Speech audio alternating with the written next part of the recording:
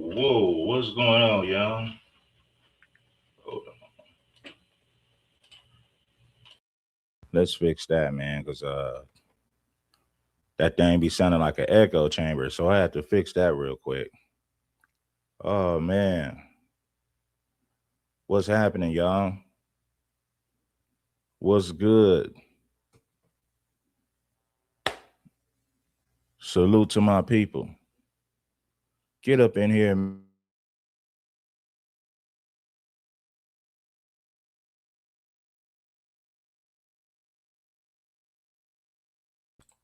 festivity. Get up in here and let's enjoy the festivity. Now, Brandon Jamal, I know what. Check this out, man. Brandon Jamal is I mean, when he first came out with that single mom song, it was funny and the brother got talent. You know, the song was on point and I understand why he made the song. A lot of women looked at it like a lot of women looked at it like he was bashing him. I looked at it like, hey man, this is all about prevention. If you don't want to be in this situation, have more discipline when it comes to your body. So I was rocking with Brandon Jamal when he dropped that song for sure, right? And this is the thing.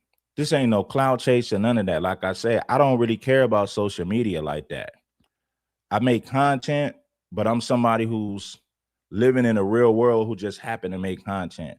Listen, I make videos about small people, mid-sized people, and bigger people. So it doesn't matter. Your subscriber count doesn't matter. You know what I mean? I made videos addressing people with 5,000, 10,000, 50,000, 100, 200,000. It don't matter, right? The only reason that I'm doing this is because, bro, you just like Brandon Jamal, like really, homie. I looked at Brandon Jamal's comment section. It was nothing but right wing Confederate white folks in the comments, man. But guess what, Brandon Jamal? When you make content like that, those are the type of people that you attract to your platform. You would never see those people in my comment section. Why? Because they know I stand on blackness. And guess what? I do hold my people accountable. So don't come over here saying, oh, you don't hold black people accountable. That's not going to work over here. Plenty of our people got mad at me for just holding some of our people accountable for the behaviors in our community. So that's not gonna fly, buddy. You know, I hold black people accountable all the time. And let me tell you something. If King Supreme didn't hold black people accountable, my channel would be a whole lot bigger. Black people get mad at me because I do hold our people accountable. And a lot of people get pissed off with me because of that. So saying that the black folks can't be held accountable, that's not going to work over here, buddy. You got to come with something better than that. Because I already know what a lot of these black conservatives like to say. When you heard one of them, you didn't heard them all. They're repeating the same talking points. Now, my thing is this. If Brandon Jamal would have came out and said, whoa, Karmelo said this is why they convicted him, I wouldn't have a problem with that. This dude is all in the thumbnail cheesing. He said that he's smoking on a Karmelo pack. And O'Shea, this is your boy, man. O'Shea, I rock with you, but like, this is your boy right here, man. This is your man's. He's celebrating, and he can say that he's not. But trust me, when you're all in the picture, when you're all in the thumbnail, excuse me, cheesing and smiling and showing all of your teeth because the boy lost his appeal, you're celebrating it. Ain't no way you can slice it. There's no other way you can slice it or cut it. It is what it is. Go look at the thumbnail. Go look at the thumbnail. Brandon Jamal is cheesing. In other words, celebrating the fact that this young boy lost his appeal. If you go look at Brandon Jamal's comment section, it is disgusting. It is full of right-wing Confederate flag toting white boys. And it's full of black conservatives who kiss the behind of white conservatives. Whenever you guys get time, go look at his comment section. You're going to be like, whoa. Those people would never be comfortable on my platform. based on what I stand for. But they feel very comfortable being in Brandon Jamal's comment section because you got on your tap shoes, brother. One thing that we do know about white people, especially white conservatives, they're never going to hold their people accountable. When have you ever heard white conservatives hold white people accountable for being racist? I mean, this is O'Shea's homeboy. You know, O'Shea, this is your boy, man. I'm going to be real with you.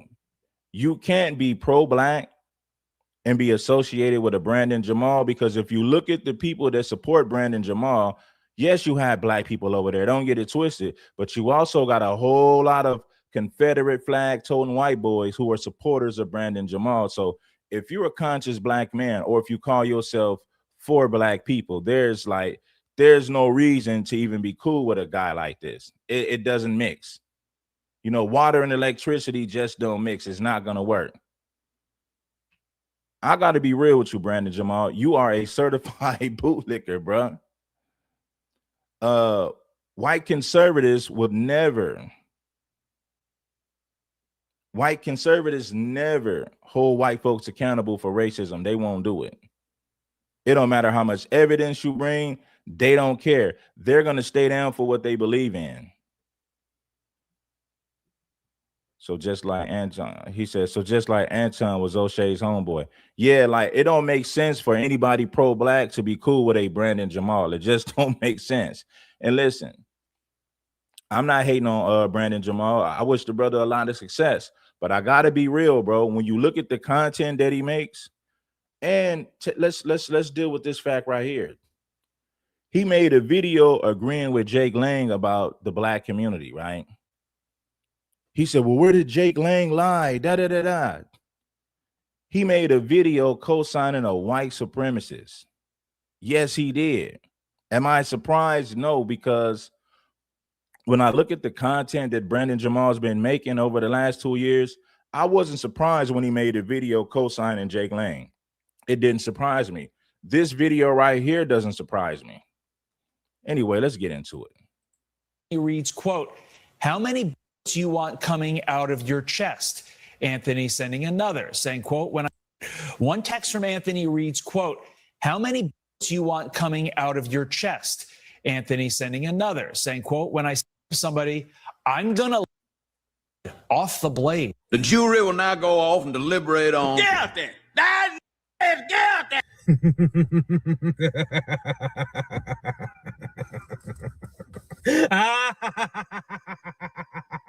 Y'all called us anti-black.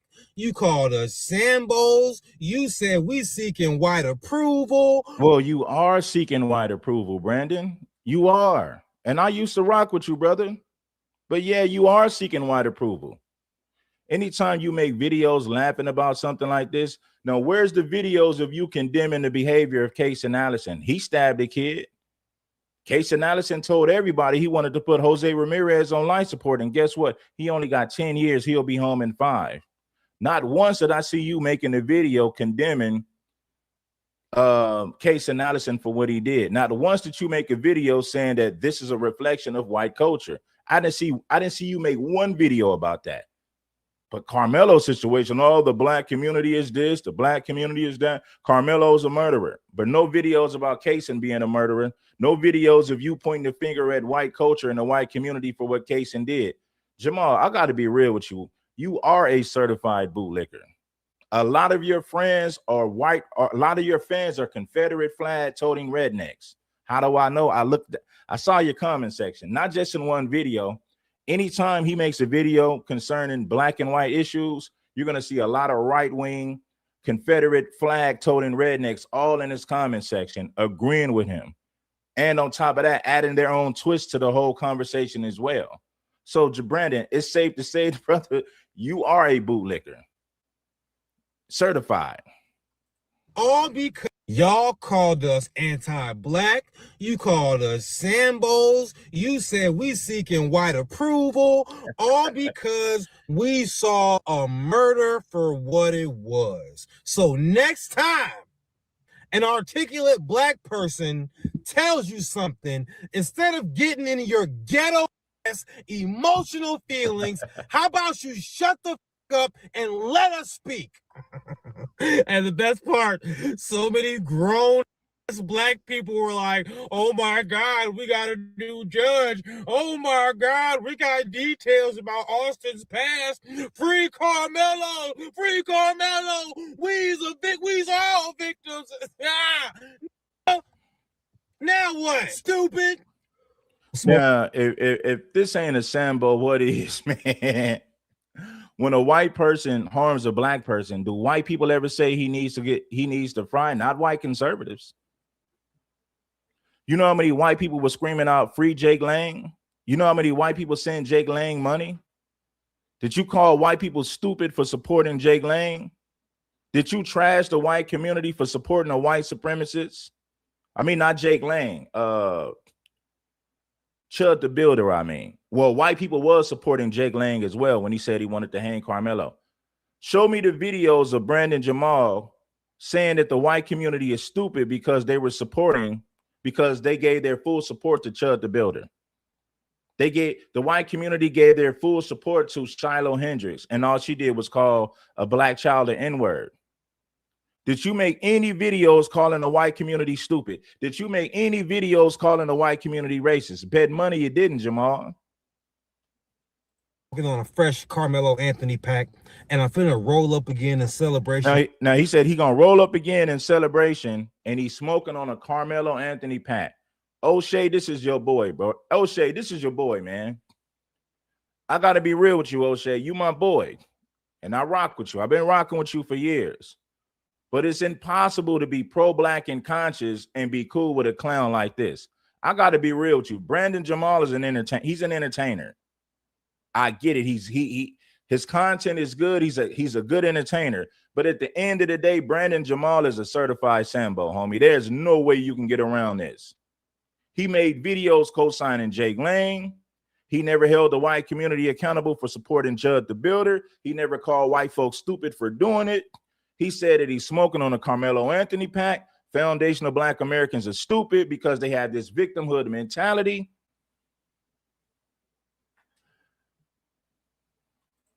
About Austin's past. Free Karmelo, free Karmelo. We's feelings. How about you shut the up and let us speak?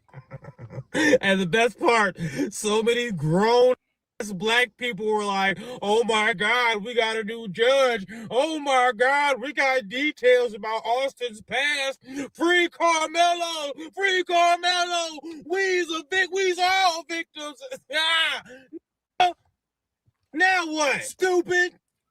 Smoking on a fresh Karmelo Anthony pack, and I'm finna roll up again in celebration, not because Karmelo's in jail, not because Austin is dead, because I'm right. You see, my fake teeth enable me to just be right when I'm right. My whole childhood, I felt like everybody in my house hated me, but I never wanted to admit it to myself. But then when my stepdad knocked my teeth out with a gun, woke me up with a gun cocking in my face, I had never so much as raised my voice to this man. And when I'm spitting up my teeth and shit in the garage, my mom was telling me that I should just leave, and my sister called me a bitch because I called the police. I went to the hospital. I sat there laughing. I was like, I wasn't crazy. And from that point forward, I began to be able to see the truth and speak the truth no matter who's telling me what.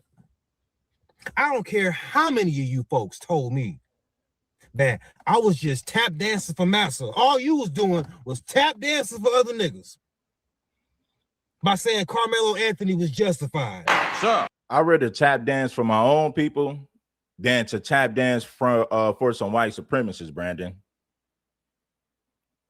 One thing white conservatives ain't gonna never do, they're not gonna throw their own kind under the bus. Even if they are guilty, they're gonna defend them at all costs. You're not gonna see white conservatives holding white people accountable, even when they're guilty. So Brandon Jamal, I would rather tap dance for my own people than to tap dance for right-wing conservative flag holding redneck racist white folks. Yes, I would rather tap dance for my own people, Brandon. Settle down. You have to go to tap dancing for other told me that I was just tap dancing for Massa. All you was doing was tap dancing for other niggas by saying Karmelo Anthony was justified. Sir, settle down. You have to go deliberate. I don't need to They said Daniel Penny was justified. White people also said that George Zimmerman was justified. Every time a white person harms a black person, you know what white people say? Oh, the white person was justified. But I never heard Brandon calling white people racist for defending white people at all costs, even when they're guilty. O'Shea, I don't see how you're conscious and pro-black, and I'm not attacking you, O'Shea, but it's a bad look for anybody that claims to be pro-black to be cool with a Brandon Jamal. Brandon Jamal is a certified Sambo. He really is. A broken clock is right twice a day. So I'm not impressed. liberate. Hang that nigga now. Do you know how exposed my community has been because of this trial? I have never felt so good to be blackballed by a community of dumbass people. And in this video, we fixing to break down what happened, why these dumbasses thought they had grounds for an appeal, and what actually came out during the appeal process with these dumbass people, these dumb ass. Play the damn footage. One text from Anthony reads, quote, "How many bullets you want coming out of your chest?" Anthony sending another saying, quote, "When I stab somebody, I'm gonna lick their blood off the blade." Get out there. Hello, but we're getting a little bit ahead of ourselves. Judge denies Karmelo Anthony's bid for a new trial. A Texas judge has denied a bid for a new trial for Karmelo Anthony, who had been sentenced to 35 years in prison for fatally stabbing a fellow student at a high school track meet. Retitled Kaufman County District Judge Michael Chitney denied Anthony's motion for new trial, which alleged in part that a gentleman's agreement between the trial attorneys impacted his ability to testify on his own defense. So he's saying that the deal his lawyer made with the prosecution impacted his ability to testify on his own defense. Now, that on its surface, it sounds kind of fishy, right? Like, why would the lawyer and the prosecution have a gentleman's agreement? It sounds fishy, right? Sounds. Upon reviewing the motion, the record, the evidence and argument, the briefs, and the relevant case law, the court has determined the motion should be denied, Chitty wrote in a brief order Saturday. Anthony's attorneys argued that the teen acted in self-defense, blah, blah, blah, blah. So the judge got all the evidence, including why they entered the gentleman's agreement on why they shouldn't enter in testimony about either one of the people's character, Austin or Karmelo. Right?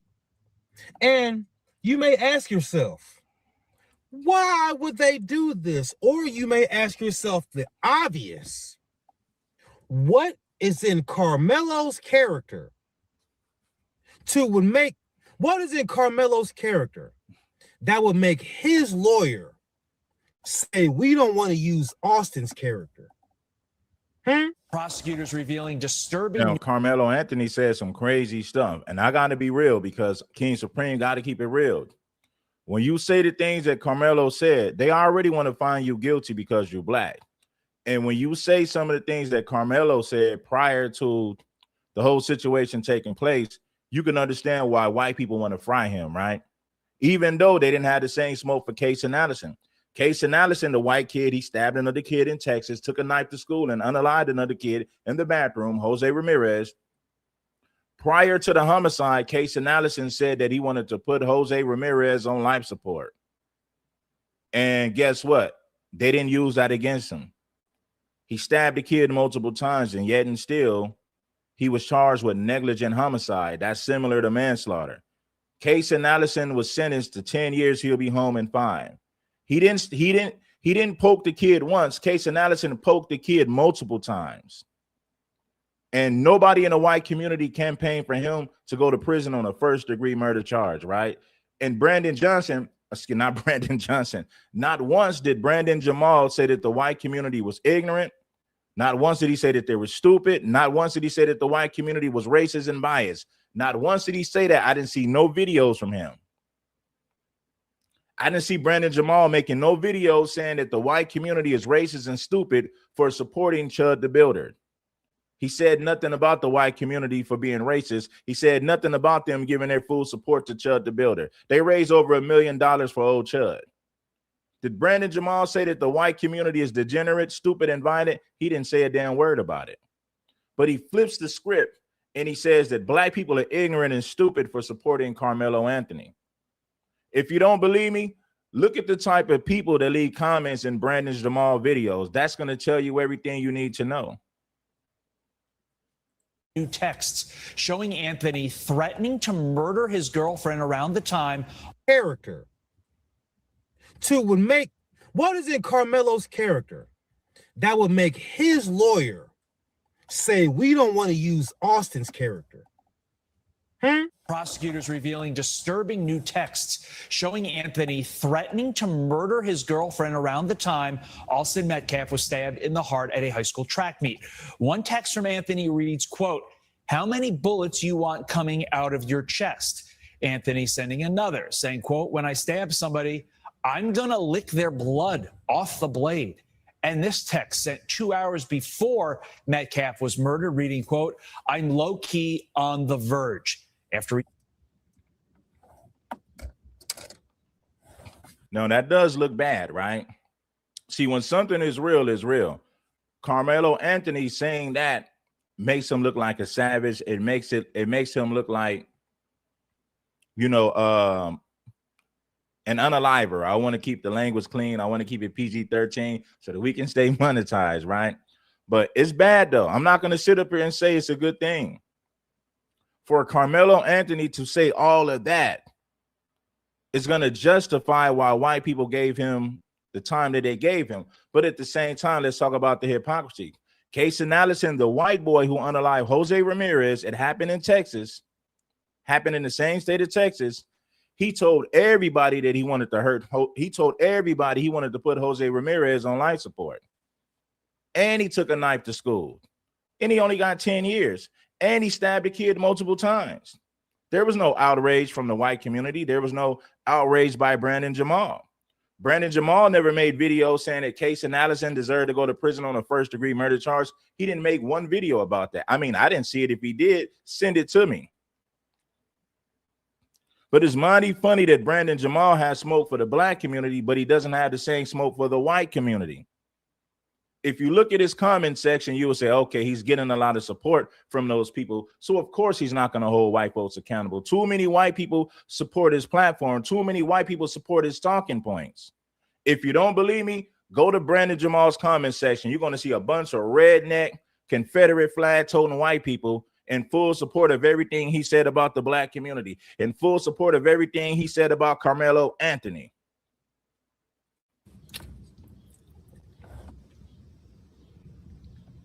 I'm going to play it again because I don't think you hear me. prosecutors revealing disturbing new texts showing Anthony threatening to murder his girlfriend around the time Austin Metcalf was stabbed in the heart at a high school track meet. One text from Anthony reads, quote, "How many bullets you want coming out of your chest?" Anthony sending another saying, quote, "When I stab somebody, I'm going to lick their blood off the blade." And this text sent 2 hours before Metcalf was murdered reading, quote, "I'm low-key on the verge." After receiving these threatening texts, Anthony's ex-girlfriend allegedly told an assistant principal he was stalking her. No, that's bad, though. See, this is the thing. Now, as black people, we have to admit that's a bad look for Karmelo Anthony. And I can't justify why he would say that. It is a bad look. So you're not going to get any smoke from me. All I'm saying is this. Casey Allison, the white boy, left similar text messages. And there was no outrage from the white community. Nobody in the white community said that Casey needs to serve life in prison for saying that he wanted to put Jose on life support prior to him taking Jose's life. So if you're going to have smoke for Karmelo Anthony, where's the smoke for Casey Allison? Casey Allison left text messages telling everybody what he wanted to do to Jose. Then eventually he unaligned him at school inside of the bathroom. Casey Allison, the white boy, took a knife to school and executed Jose Ramirez. Nobody in the media is talking about it. The story never made mainstream headlines. White people pretend like it never happened, and they give and they decided to direct their focus on the Karmelo Anthony case while ignoring what Casey Allison did. The same for the black conservatives. They completely ignored what Casey Allison did. He left death threats prior to the homicide. He poked the kid multiple times. No outrage from the black conservatives, no outrage from the white community. Casey Allison never made mainstream headlines. They swept it underneath the rug. Why? Because he's a white boy. Well, so all this free Karmelo nonsense, he's even guiltier than we knew he was. And we knew he... Happy birthday to Tammy. Shout out to my sister. Happy birthday and blessings to you, baby. Yeah, that's a bad look. But at the same time, I call hypocrisy on you and the white community, Brandon Jamal. Now, what Karmelo Anthony said is bad. It's going to be hard to defend that. The only line of defense that you have for that is you would have to mention the Casey Allison, because Casey Allison said that he wanted to put a guy on life support, and he actually took his life later. And he was only sentenced to 10 years. He'll be home in 5. That's the only counter argument you would have for what Karmelo Anthony said. So, quote, I'm low-key on the verge. After receiving these threatening texts, Anthony's ex-girlfriend allegedly told an assistant principal he was stalking her. Well, so all this free Karmelo nonsense, he's even guiltier than we knew he was. And we knew he was guilty as hell. You know why? Because he was under another team's tent. They asked him to leave. He didn't leave, and then he stabbed somebody.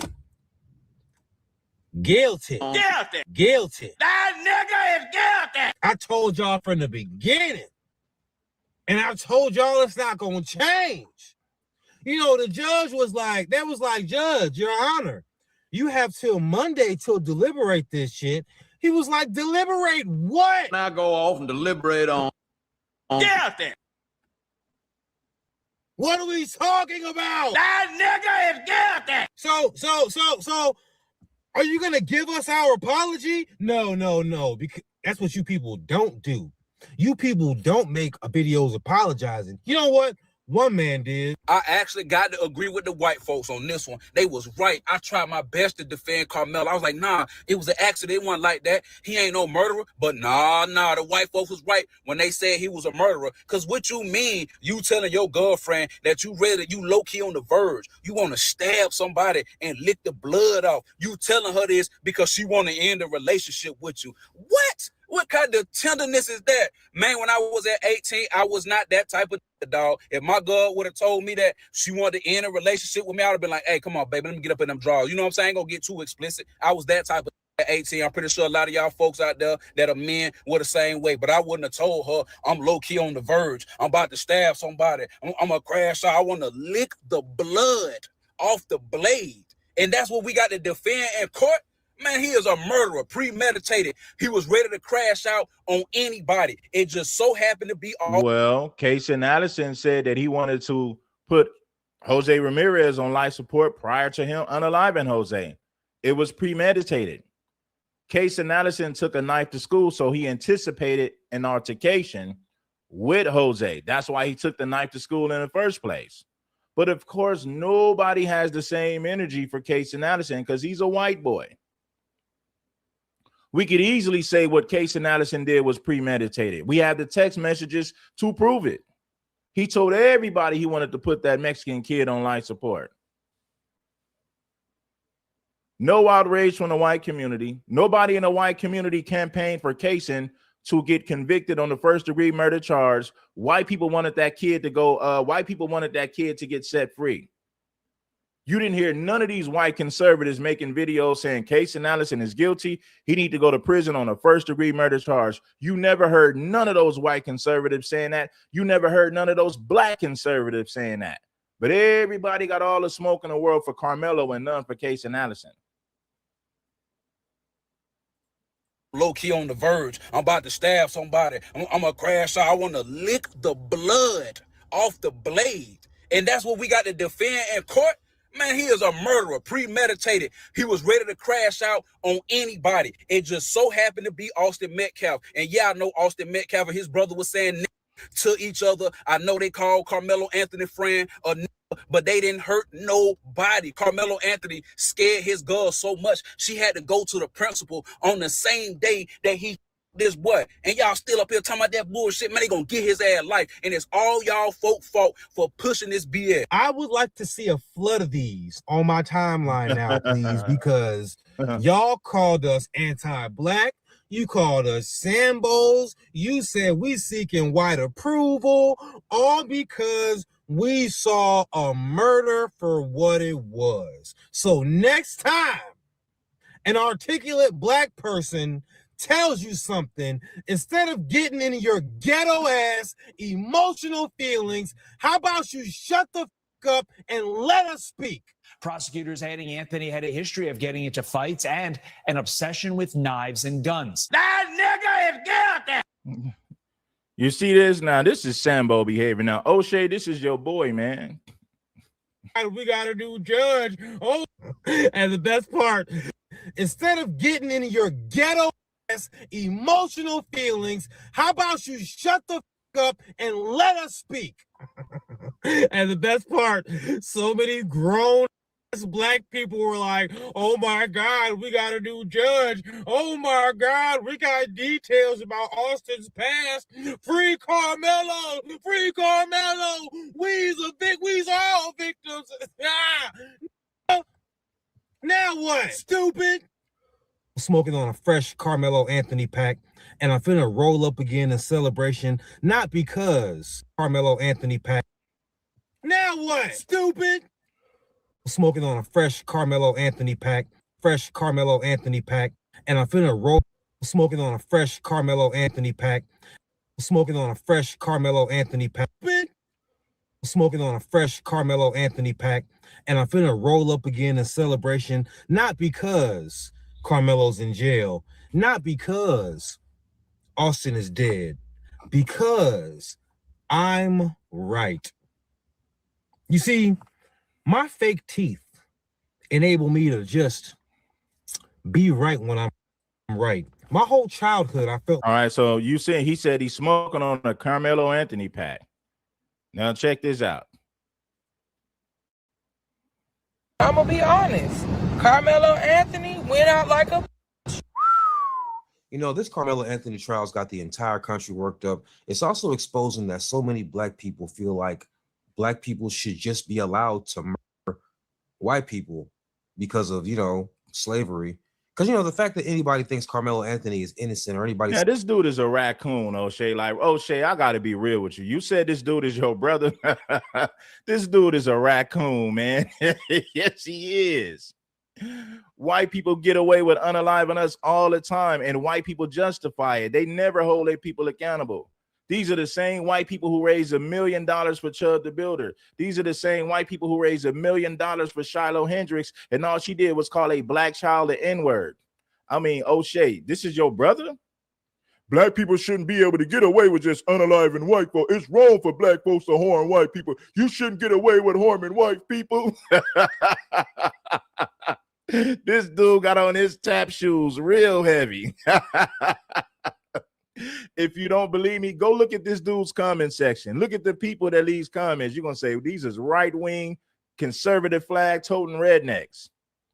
He got a lot of supporters that are rednecks, that are conservative flag-toters. You ain't got to take my word for it. When you guys get time, go look at his comment section. You're going to be like, damn, you right. He got the same people in his comment section that Jesse Lee Peterson got. He got the same people in his comment section that Officer Tatum got. Let me tell you something. Brandon Jamal is no different than Officer Tatum and Jesse Lee Peterson. He's a younger version. You know, this Carmelo Anthony trial's got the man. entire country worked up. It's also exposing that so many black people feel like black people should just be allowed to murder white people because of, you know, slavery. Because, you know, the fact that anybody thinks Carmelo Anthony is innocent or anybody saying free Carmelo is just a culture problem, to be completely honest with you. But today, we have proof that black people are not a hive mind in America. We don't all think, walk, talk, dress, and act the same. I like to think of us as regular blacks. You know, we're not gangbangers, we're not thugs, we're not sex workers. We don't indulge in negative things and then be proud of it.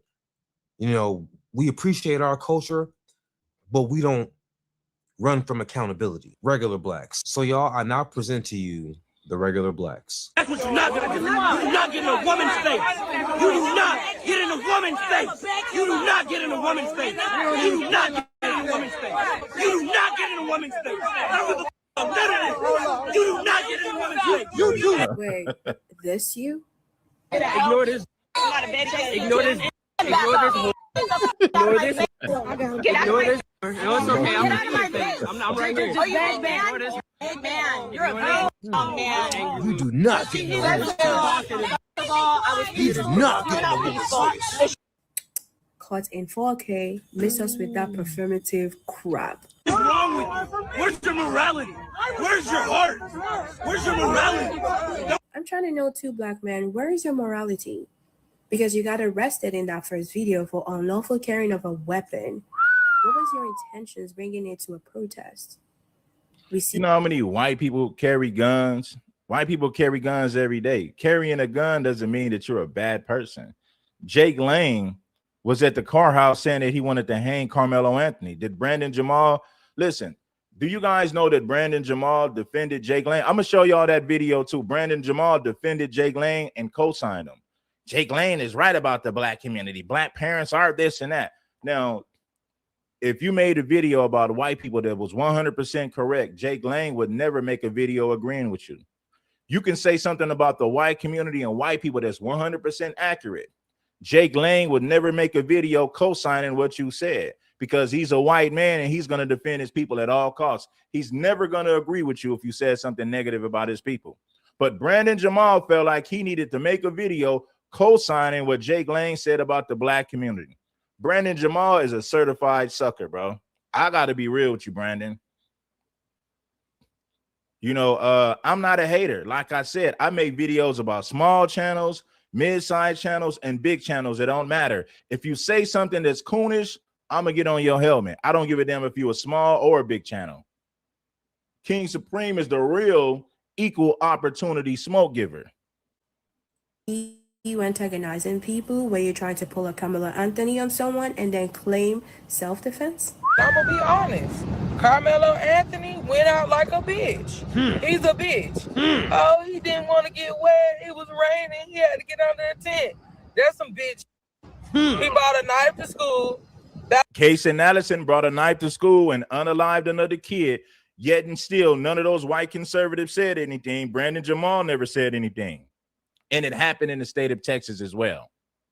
So you can't use the argument that happened in a different state. No, Case and Allison unalived another kid. He took a knife to school, told everybody that he wanted to put Jose on life support prior to the homicide. It happened in the state of Texas. No smoke from the white conservatives, no smoke from the black conservatives. They said nothing about the behavior of Case and Allison.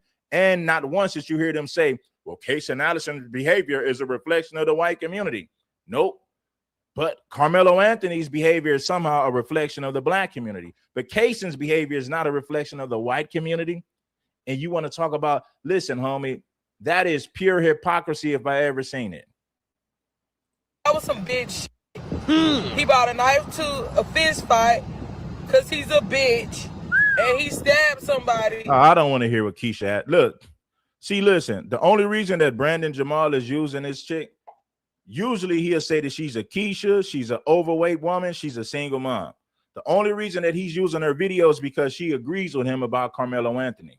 If it wasn't for the Carmelo Anthony video, Brandon Jamal would be roasting her, saying that she's a wig wearing thought and a single mom. That's exactly what he would call a woman like that. The family, Karmelo Anthony and his attorney was offered a plea deal. Now, if you don't know, if you do not accept a plea deal, you will be. Now, I did ask. I said, was Karmelo Anthony? Did they give Karmelo a plea deal? Now, I knew this, black folks. I knew that Karmelo was going to have to do some time. There's no way he was going to get away with unaliving his white boy on self-defense. There was no way he was going to walk away with that. White people wanted to make an example out of Karmelo. So I got to be real with you, black folks. There's no way that Karmelo Anthony was going to get away with self-defense. There's just no way that white folks was going to allow that to happen. Now, I asked everybody, I said, did they offer a plea deal? Because at some point, Karmelo has to do some time. You're not going to walk away scot-free from this in Collin County. Do you guys understand what Collin County in Texas represents? Well, it represents Confederate flags holding white rednecks. And with that being a fact, Karmelo was not going to walk away on a self-defense. He was not going to walk away with self-defense. There's no way. And I asked my people, I said, did they ever offer Karmelo a plea deal? And if so, what was the plea deal? What was the stipulations of the plea deal? I never heard of the plea deal. This is why I asked you guys. There's a Anthony and his attorney was offered a plea deal. Now, if you don't know, if you do not accept a plea deal, you will be charged. There's a huge chance that you will be charged the maximum punishment that law requires. Okay. Now, everyone is informed of a plea deal. Everyone knows that in cases like this, you are offered a plea deal. It's not like nobody's offered a plea deal. If he would have accepted a plea deal, then he probably would have been doing 10 years for, manslaughter. Eligible for parole in 5 years, but no. Did they offer Karmelo a plea deal? I never heard of a plea deal, but then again, maybe I just never heard of it. If they offered Karmelo a plea deal, he should have took it. I'm going to be real with you guys. I never heard of the plea deal, but if they did offer Karmelo the plea deal, he would have been better off taking the plea deal to get 10 years, because there's no way you was going to walk away with self-defense. Not for unaliving that white boy in Texas and Collin County. There's no way he was going to get away with that. There's no way that they were going to say, okay, this was self-defense, you can go home now. There's no way they were going to say that. Now, I don't know if it's true. He said that they offered Karmelo a plea deal. I never heard of it. But if they did, he should have took it. His family wanted to go to trial for whatever reason. Maybe it's because of whoever that was in their ear, or because you can look at this case and know that there's no way this boy had a chance. No way this boy had a chance. You know what I think what happened? I think all these black activists was telling them, oh, you should go to trial. You should go to trial, just to procrastinate the inevitable so they can capitalize off of it. And his parents, being dodo brains, they all probably listen. However, well, I'm going to be real with you, black folks. If they offered Karmelo 10 years, he should have took it. Now, we can say, oh, it was self-defense. Maybe it was. I wasn't there. But what I will say is this, because I understand the history of this country, there's no way that Karmelo was going to walk away with self-defense. There's just no way white folks was going to sit up there and allow that. The best he could have asked for was 10 years, and you serve 5 and come home. There's no way Karmelo was going to go home on a self-defense. There's no way he was going to go home on self-defense. There's just no way. Not in Texas, not in Collin County. There's not a snowball chance in hell. Also, keep in mind, people, they had that fundraiser going. And if you plead guilty, the fundraiser is immediately cut. There are sources saying that the family wanted the fundraiser money continuously going. Well, of course, because think about it. The father lost his job. You had white people harassing and stalking the dad at his job. So he lost his job. So he didn't have the money to support his family. I think they deserve the money. White people sent Chud the Builder $1 million, and he called and look at what Chud the Builder did. And they sent the $1 million to defend him. Shiloh Hendricks, the white woman, called a black child an N-word. The white community raised $1 million. So yes, the Karmelo Anthony family, well, the Anthony family did deserve the money. The father lost his job because white people kept stalking and harassing his job. They brought so much heat to his job to the point to where they had to let him go. They're like, hey man, you bringing too much heat up here. We don't need this at our business. This is going to affect our car sales. It's going to affect our business. So they had to let him go. They had to make a business decision. So I do feel like Carmelo Anthony's family should have received the support, because not only did they need support for Carmelo Anthony's defense, they also needed money to support their family since the father lost his job. Immediately cut. There are sources saying that the family wanted the fundraiser money continuously going throughout the year. They did not want the fundraiser money cut. You want to know something that this guilty verdict taught me? And I'm not talking about Carmelo Anthony. I'm talking about the people. This case showed me just how many of you can't think beyond the color of your skin. I'm talking about how some of you refuse to think past it at all. I mean, you saw a black defendant and a white victim and just stopped thinking altogether. Then the evidence, the trial, and the verdict all became secondary to you, and race became primary. A lot of you weren't following the case at all. You were simply following skin color. And that came back and bit you in the ass. Because when the evidence, the facts, all of that became irrelevant and race started doing all the thinking for you, that's why right now a lot of you feel disappointed and exposed.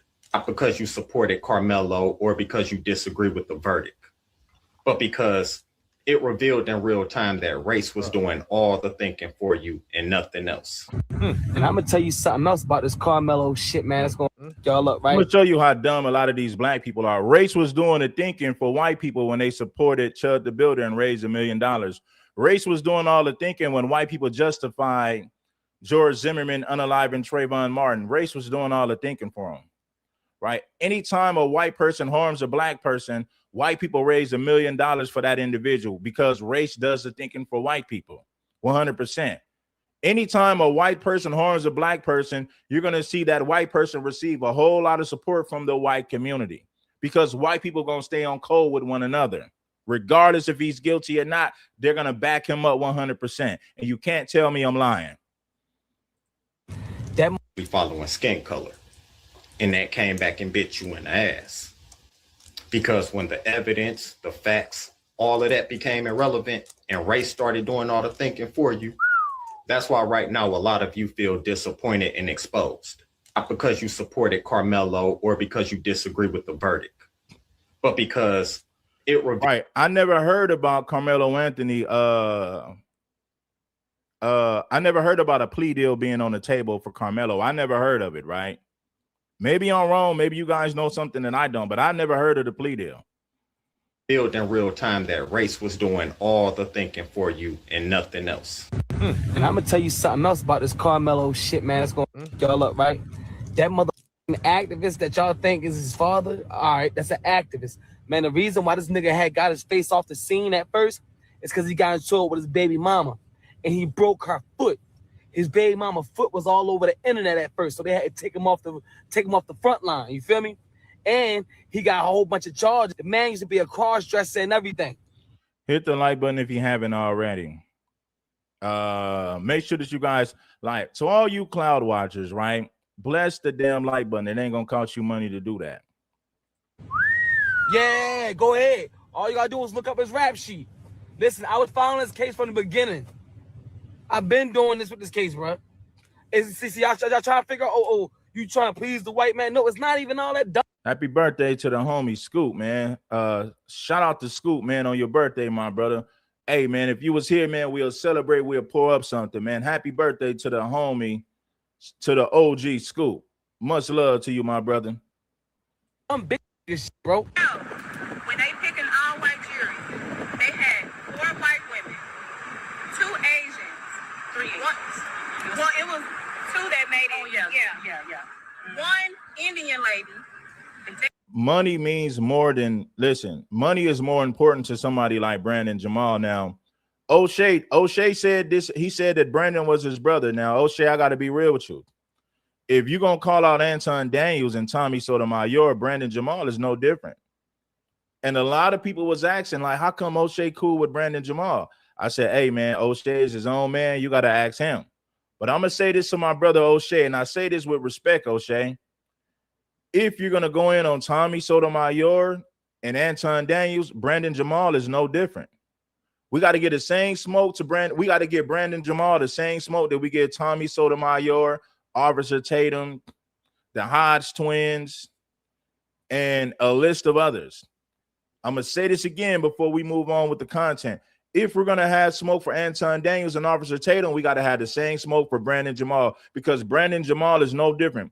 The same people that be in Officer Tatum's comment section are the same people that be in Brandon Jamal's and Brandon's comment section. The same people who be in Anton Daniels' comment section condemning black people are the same white Confederates that be in Brandon Jamal's comment section. We got to give Brandon the same smoke that we give them if we're going to be real. They had 4 males, 3 that was white. White people are dumb. They don't follow the law. They follow what them people tell. So they had an all-white jury, but they had 3 Indians or 3 Asians. They had What they meant to say, what she should have said was there was no blacks on the jury. Having Indians and Asians is no different than having all white people on the jury. Let's be real. Let King Supreme translate it. If you got a jury full of Asians, Latinos, and Indians and no black people, that's the equivalent to an all-white jury, because Asians are anti-black, Indians are anti-black, Latinos are anti-black. So it's really no different. What she should have said was there was no blacks on the jury. And when I looked up and seen that there were no blacks on the jury, I knew that this was a setup in the first place. So to be politically correct, she should have just said there was no blacks on the jury. Because anytime you say that there's no whites, anytime you say that, oh man, it was an all-white jury, they're going to twist it to make you look stupid, to make it seem like you're just being disingenuous. So what you need to say is there was no blacks on the jury. That's the proper thing to say. Indian lady, and they had 3 straight white males, but it was an all-white jury. But he knew what she meant. This is the thing. He's playing stupid just like Brandon Jamal is playing stupid. They know exactly what she meant. They know exactly what she meant, but they're gonna nitpick at every word to try to make it seem like you're being ignorant. So they're gonna nitpick at that, even though they understand, even though they understood what she was trying to say. Don't get it twisted for 1 second. They understood what she was trying to say. There was no blacks on the jury. That's how we knew it was a damn setup. That's how we knew he wasn't going to get a fair trial. Then, and especially when you consider the fact that this is Collin County. White people are just dumb. They're not smart at all. But it was an all-white jury. Let me tell you who's not smart. Right? Let me tell you who's not smart and why it was an all-white jury and no black people in that jury. Who's not smart? Because black people disqualified themselves. During the jury selection, they literally told the attorneys that they have racial bias, that they could not convict Karmelo Anthony because he was black. Well, they should have got some more black people that wasn't biased, because I'm pretty sure those non-black people were very biased. They should have disqualified those black people. At the same time, they should have had at least 2 black people on that jury. At least 2 black people on the jury. That's the only way Karmelo was going to get a fair shot. They should have said, okay, we can't use those black people. Let's get some more black people that probably are not. Let's get some more black people that are not biased. But they didn't do that. That made their day. Their dreams came true. Oh, we could put Karmelo on trial and there's no blacks on the jury. That's exactly what they was looking for. They was looking for any excuse to put Karmelo on trial with no blacks on that jury. That's the excuse they was looking for, brother. So who's really not smart, right? Because if they were smart and they really had intentions on helping a fellow black man, they could have lied, made their way to the jury, and found him not guilty. This Karmelo Anthony case just confirms to me that you cannot let the black community tell you who to support or what to believe, because this kid is so guilty. Let's go over. Look at these stupid ass white. Look at these dumb ass black people. If a white person unalived you, they would justify it. Brandon Jamal, let me tell you something. If a white person unalived you, those same white people that be in your comment section would justify the fact that that white person unalived you, and they would raise $1 million in his defense or her defense. That's exactly what they would do, Brandon. The same thing to these idiot ass black conservatives. If a white person harmed you or unalived you, those same white people that you think is rocking with you will support that white person 100%, and they will raise $1 million in their legal defense for their legal defense.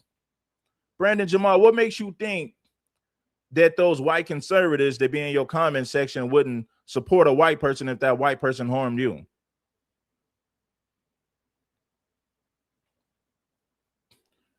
We could have the evidence that proves that that white person was guilty 100%. The white community will still stand behind that white person that harmed you, and they'll sit up there and raise $1 million for their legal defense. This is what pisses me off with black people. White people don't give a damn about you, but they'll use you to condemn your own people.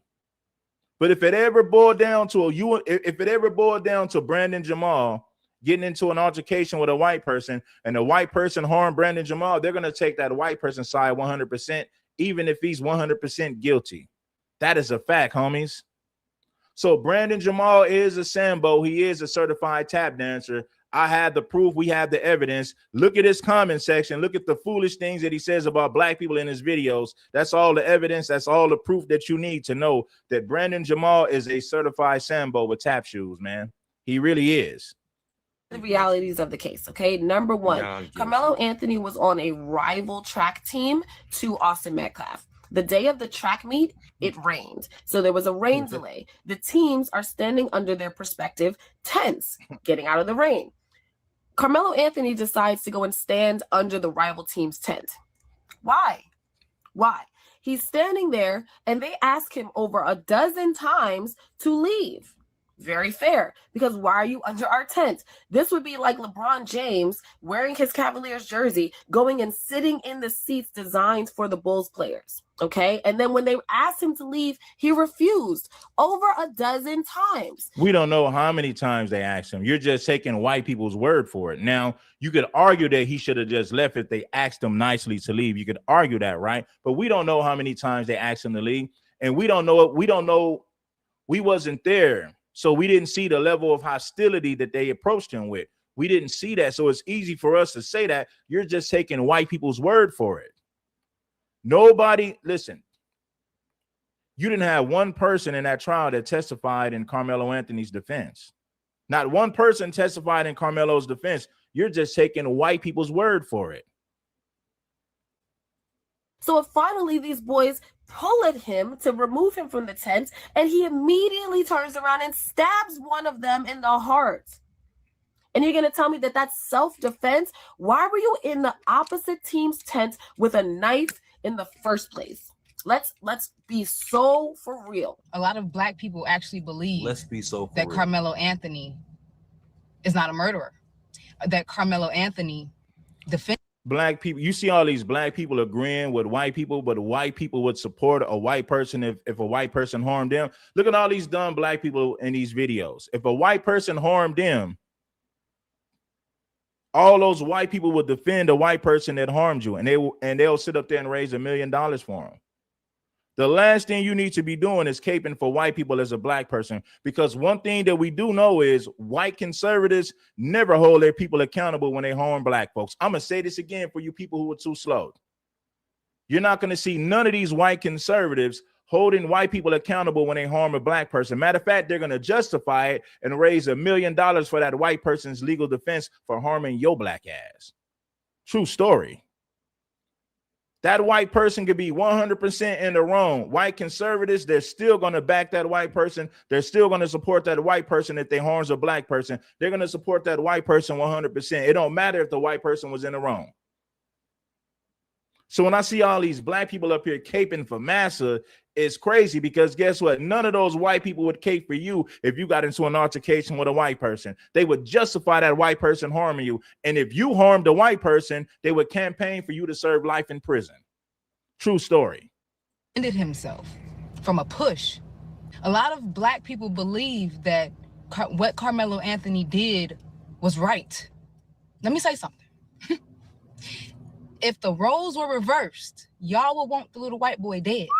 If a little white boy stabbed a little black boy at a school track meet, all hell would break loose. Okay, and let me say this to this weave wearing thought.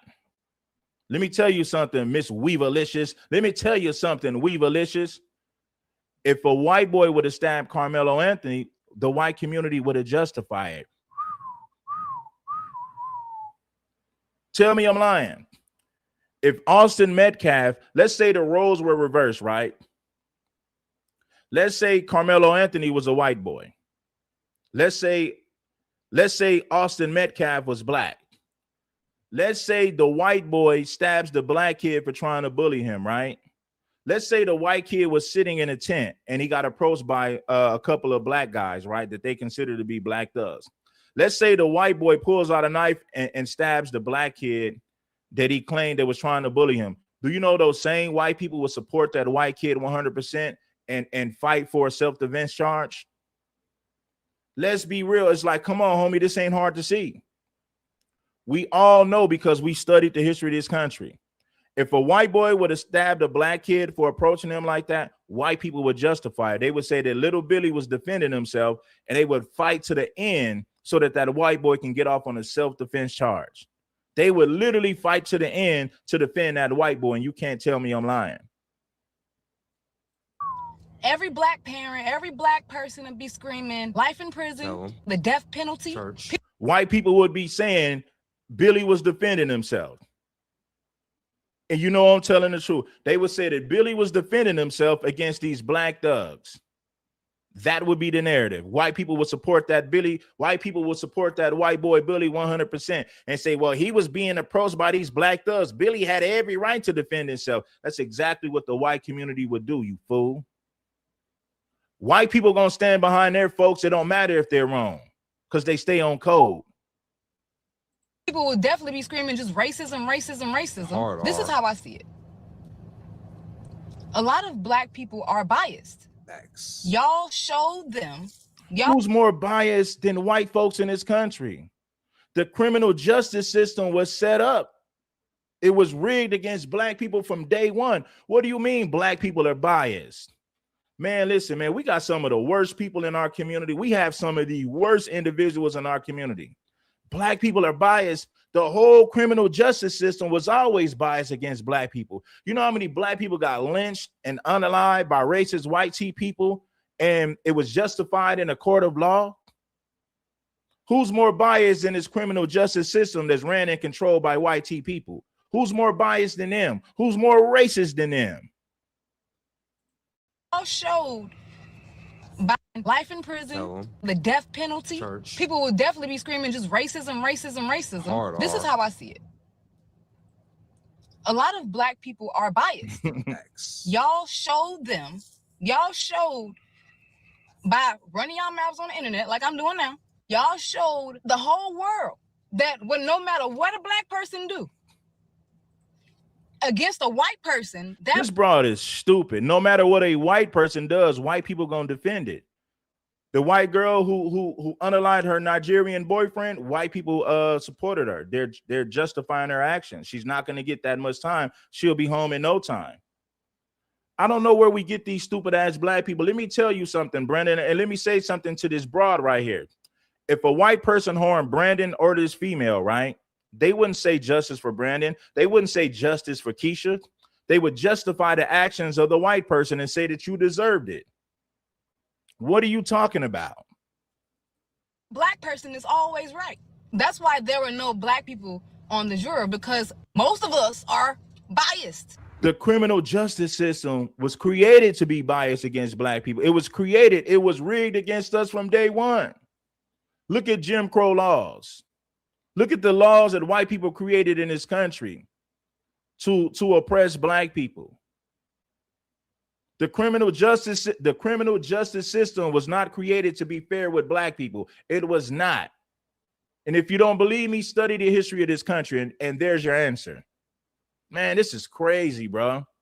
We got some of the dumbest people in our race, homie.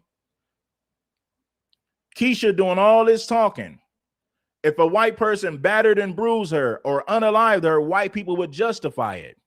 If a white supremacist unalived Brandon Jamal and harmed Brandon Jamal, those same white people in his comment section that support him would justify the actions of the white person. And you can't tell me I'm lying. Grift is finally coming to an end. Thank God. The grift is finally coming to an end. These people have been grifting the black community in America for a very long time. And I'm talking about the Anthony family. These people, and I'm talking about Drew Anthony and Caleb, you guys used your son as a bargaining chip. You sold him out. While Karmelo Anthony will forever be known as a murderer, a felon, has to serve 35 years of hard time. That's tough. But your actions are your actions and they have consequences. Facts. But imagine being set up and railroaded by your own mother and your own father. Black people, we got too many Sambos in our community. We can never. I'm surprised that we got out of slavery because guess what? We're free now. Look at all the Sambos and raccoons we got today. Just imagine how many raccoons and sellouts we had back then when a white man really had his foot on your neck. Now that the white man has relieved some of that pressure when it comes to his foot being on your neck, we still got a large population of Sambos and raccoons still to this day. So just imagine the population of Sambos and raccoons that we had back in the 1800s. Melo Anthony could have took a plea deal and got way less time. But you know what would have happened? The moment that he would have taken the plea, his family would have no longer been able to fleece the rest of America for donations to help with his defense. Now, you're probably thinking to yourself, what we know about the Anthony family and the attorney fiasco. We know that it was the Anthony family who hired Mike Howard, the white attorney who represented Karmelo. We also know that he was not a public defender. He was paid, and he did not do this pro bono. He was retained. Him and the other guy, I can't think of his name at the moment in time, but the two attorneys were actually retained. It means they were bought and paid for. So that kind of quells the whole public defender thing. But here's where it gets tricky. The political pundit or whatever, the political speaker, the guy Dominique Williams or Wilkinson or whatever his name is, I can't think of it. It doesn't even really matter. The one who's been the advocate for the family. He said in an interview the other day that they found a top black attorney that would have taken the case for $500,000. The Anthony family said that they didn't want to do that because of how much money that it cost. Even though the Anthony family raised over $600,000 for Karmelo's defense. No, mom. Make it make sense. If they love their child so much, why weren't they there until the very end? Why did they leave him during impact statements? Why, when Karmelo was sentenced, he stood there and had to face that judge by himself? These same parents got on an interview on CBS and told you how they were fighting for justice for their child. No remorse, no sympathy, no RIP for Austin, no sympathy for the Metcalf family and whatever it is that they're dealing with. No condolences to Hunter, no condolences to Jeff, no condolences to the mother. Just how can we grift? How can we extract more money? Part two of my rant is that a lot of y'all don't even know that the Proud Boys was trying to start a race war for Austin Metcalf. And the Proud Boys was trying to get people excited to goddamn say, we got to protect the white man, all this other bullshit, Jake Lang and them. And when they was doing that, Austin Metcalf's father, Jeff Metcalf, said, get my son's face off of your webpage. Hello. This is not about race. Hello. These are Jeff Metcalf said that because he was trying to make himself seem like a good person. What did he say later? Watermelon felon. Eventually his true colors showed, right? He couldn't say anything, right? He had there was an order on Jeff Metcalf to where he couldn't say anything. So he did that to protect his image. As soon as Karmelo got convicted, Jeff Metcalf showed his true colors and started talking watermelon felon and all this welfare stuff, right? So eventually Jeff Metcalf showed his true colors. Brandon Jamal is a certified Sambo. He's a certified raccoon. I don't care what nobody says. If a white person harmed Brandon Jamal today, those same white people in your comment section that agree with you when you say something negative about black folks, those going to be the same white people that go against you to say that that white person is justified for harming you, Brandon. Brandon Jamal is no different than Officer Tatum. He's no different than Officer Tatum. He's no different than Anton Daniels. He's no different than Jesse Lee Peterson. If you're going to call yourself pro-black and conscious, there's no way that you can be cool with this sucker-ish that Brandon Jamal is doing over here. There's just no way you can stand for that. If you say that you stand for blackness, how could you even be cool with Brandon Jamal? It don't mix. Brandon Jamal is a certified raccoon. He's tap dancing for a group of people that would never tap dance for him. But I get it. He's doing it for the money. He's doing it for the clicks and views. He knows if he says things, he knows if he agrees with white conservatives, he'll get a whole lot of views on his channel, which means he'll make more money because you're getting more views. So I see what Brandon Jamal is doing. He wants some of that Officer Tatum money. He wants some of that Jesse Lee Peterson money. So he's tap dancing for white conservatives, even though those white conservatives don't give a damn about him. He's expendable. The moment that he says something that white conservatives disagree with, they're going to throw him in the same category as the rest of the Negroes. I promise you. Two kids who lost their lives. They both did something stupid. He wasn't on neither side. He said both kids didn't do the right thing. They both made bad choices. Austin Metcalf father wasn't with that race baiting shit. He said, y'all not going to turn at my son like that. Jake Lane called his father a coward. The Proud Boys dissed Austin Metcalf's father. Brandon Jamal made a video co-signing Jake Lane. Because he wasn't with that race baiting shit. Karmelo Anthony, bitch ass daddy, bought into the race baiting shit, got that GoFundMe money. Y'all think they spent it on themselves. No, they got beat out of it by their mother activist friends. Them niggas are stupid. You know, sometimes I couldn't have said it better myself. It's just nice to know that I am not alone on the internet. Oh, no, you're not alone. There's plenty of black conservatives. There's plenty of black conservative raccoons just like you, Brandon. Oh, there's plenty of them. There's no shortage. Make sure that you guys bless a lot, man. These white boys getting 100,000 views, being racist and biased. And I got to tell my black people to share the content and hit the like button. I see why people give up sometime, man. They like, man, you can't win like this. You got tons of white conservatives making videos condemning tons of white conservatives are making videos celebrating the fact that Karmelo Anthony was denied his appeal, right? They're getting hundreds of thousands of views being biased and racist towards black people. Yet and still, when I do streams like this, I got to tell y'all to hit the like button. I got to tell y'all to support the content. When I speak for y'all, that's crazy. Get the likes up, man, and quit playing with the content. Brandon Jamal is a certified Sambo. He's a certified raccoon. He sold out a long time ago. O'Shea, I don't see how you call this dude your brother. And I'm saying this to you, O'Shea, with all due respect, brother, but I got to be real with you the same way I got to be real with my brothers and my sisters. If you got smoke for Anton Daniels and Officer Tatum, you got to have the same smoke for Brandon Jamal. Brandon Jamal is no different than Officer Tatum and Anton Daniels. He's not. And I say that to O'Shea respectfully. For a fact, I'm not alone in real life as far as black people who feel like Karmelo Anthony stabbed a kid in a tent that didn't belong to his team and he should go to jail for it. But it's nice to see that more black people are having the courage to just speak the truth. You see, there's not like this is not having the courage. We've always had raccoons and Sambos. Where do you think Steven from Django came from? That's not a new thing. We've always had Stevens in our community. Brandon Jamal is one of the newest additions of the Steven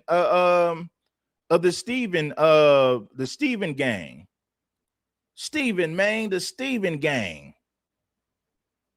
If you study history, we've always had Sambos and raccoons in our community that would sell us out for the white man to get a bone to make an extra dollar. What you see going on on YouTube is nothing new. You had people like Brandon Jamal and Officer Tatum on a plantation who said things about black people to gain favor from massa. Brandon Jamal is a certified tap dancer. He got some big old tap shoes on, man. It's not even like as far as black people who feel like Karmelo Anthony stabbed a kid in a tent that didn't belong to his team and he should go to jail for it. But it's nice to see that more black people are having the courage to just speak the truth. You see, it's not even like we're giving controversial takes. Facts never change. You just choose to be emotional about them or not. But it's just nice to see so many I'm gonna show you guys. This is Brandon Jamal defending Jake Lang. This is Brandon Jamal co-signing Jake Lang. Check this out right here, man.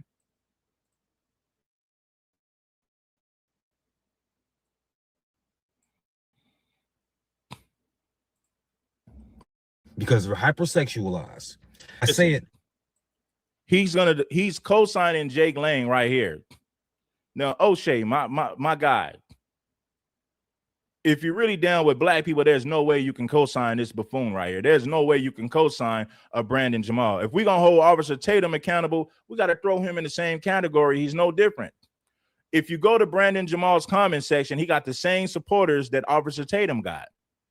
The same people in Officer Tatum's comment section are the same people in his comment section. If you don't believe me, go look at it for yourself. Now, here's a video of Brandon Jamal co-signing Jake Lang when he said that black parents are failures and black culture is trash. Even though Jake Lang will never admit that white culture is trash, he'll never admit that white supremacy started in his community. He'll never admit that white people are the ones who created racism and segregation in this country. Jake Lang will never make a video admitting to that. Well, he'll never make it video. He'll never make it video admitting that. I'll reword it. The black community is suffering because their young men are committing violence against one another. They've been brainwashed to community. Stop celebrating some violence. We're almost at the BET Awards. Stop celebrating some violence. The BET Awards is degeneracy. The BET Awards is a representation of violent black America. We stand against the BET Awards. You disgust me. You disgust me. You're celebrating disgusting violent culture. The BET Awards is a celebration of sin, prostitution, drug dealing, armed robbery. We cannot coexist with the people that want to kill us and have been brainwashed by rap music. All I want to know is where is the lie? Now look, yes, he's out there looking for attention. Where is the lie? All I want to know is where is the lie? Now look, yes, he's out there looking for attention, obviously. But when a man is right, a man is just right. Y'all know what this culture is. Y'all know exactly what this culture is, and you refuse to acknowledge it, so it will not get better. Your youth are getting dumber and more violent and more sexual. Yes, the black community has problems, but do you think Jake Lang will make a video talking about racism and degeneracy that's coming from his own white community? No, Jake Lang is never going to make a video admitting that. He's never going to do that. If Brandon Jamal made a video saying that white people created racism and hate in his country, a lot of those conservative fans would turn on him immediately, even though he's telling the damn truth. It don't matter that he would be telling the truth if he said that. Those white fans would turn on Brandon instantly. Yes, the black community has problems. Yes, I've called out the BET Awards. Yes, I've called out black ghetto culture and ratchet culture. I've called it out myself. But what I'm saying is, you would never see Jake Lang on camera co-signing a black person saying that white people are racist, or co-signing that co-signing a black person that said that whites have degenerates in their community. You would never see Jake Lang making a video co-signing what a black person said about the white community. You will never see it. There's not a snowball chance in hell that Jake Lang would do that. You can say something about the white community that's 100% correct as a black person. Jake Lang will never make a video co-signing what you said about his people. Brandon Jamal is a certified Sambo. He got on tap shoes. He got big old tap shoes on. And they're having babies way before they're supposed to. They're having way too many babies out of wedlock. These women be 22 with 3 babies. You hear me? Because they're hypersexualized. I say it, I say it all the time. Every single society has drug addiction, prostitution, violence, gang violence, murder, alcoholism, adultery. But they've taken the negative aspects of everybody's society and made that my Black American culture. And we're talking about grown folks. We're not talking about 17-year-olds. Don't believe me? Look how warmly Young Miami is received by a group of her peers, grown-ups, mind you. Where are my scamming ass niggas at? Look at all these adults. Yes, it's a damn shame that they would celebrate that, but guess what? These are the same white people. White people raised $1 million for Shiloh Hendricks, and she called a black child an N-word. So if you're gonna call out Young Miami for the song that she made, how come you ain't got no smoke for the white community when they raised $1 million for Shiloh Hendricks when she called that black child an N-word? Did you have smoke for the white community? Did you make, Brandon Jamal, let me ask you something. Did you make a video calling white people racist and degenerate for supporting the Stone Cold racists that called a black child an N-word? No, you didn't make no videos holding the white community accountable for being racist. And if you did, then my apology, but I don't think you did. Did Brandon Jamal make videos saying that the white community was racist for raising $1 million for Chud the Builder, and all he did was go around harassing and stalking black people? Did you make a video? Did you make videos calling out white culture for being racist? Did you make videos calling out the white people who raised $1 million for Chud the Builder? Bet money you didn't. Bet money you didn't say a damn word about those white folks being racist. Bet money you didn't make one video saying that white people were degenerate for supporting a racist degenerate by the name of Chud the Builder. Did you call out the white people? Did you call out white folks for supporting Chud the Builder? Brandon, did you do it? I don't think you did.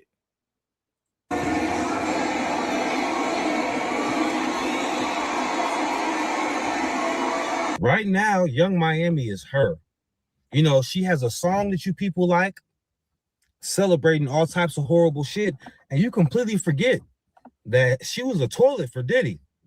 You completely forget. Didn't she write a letter to the judge?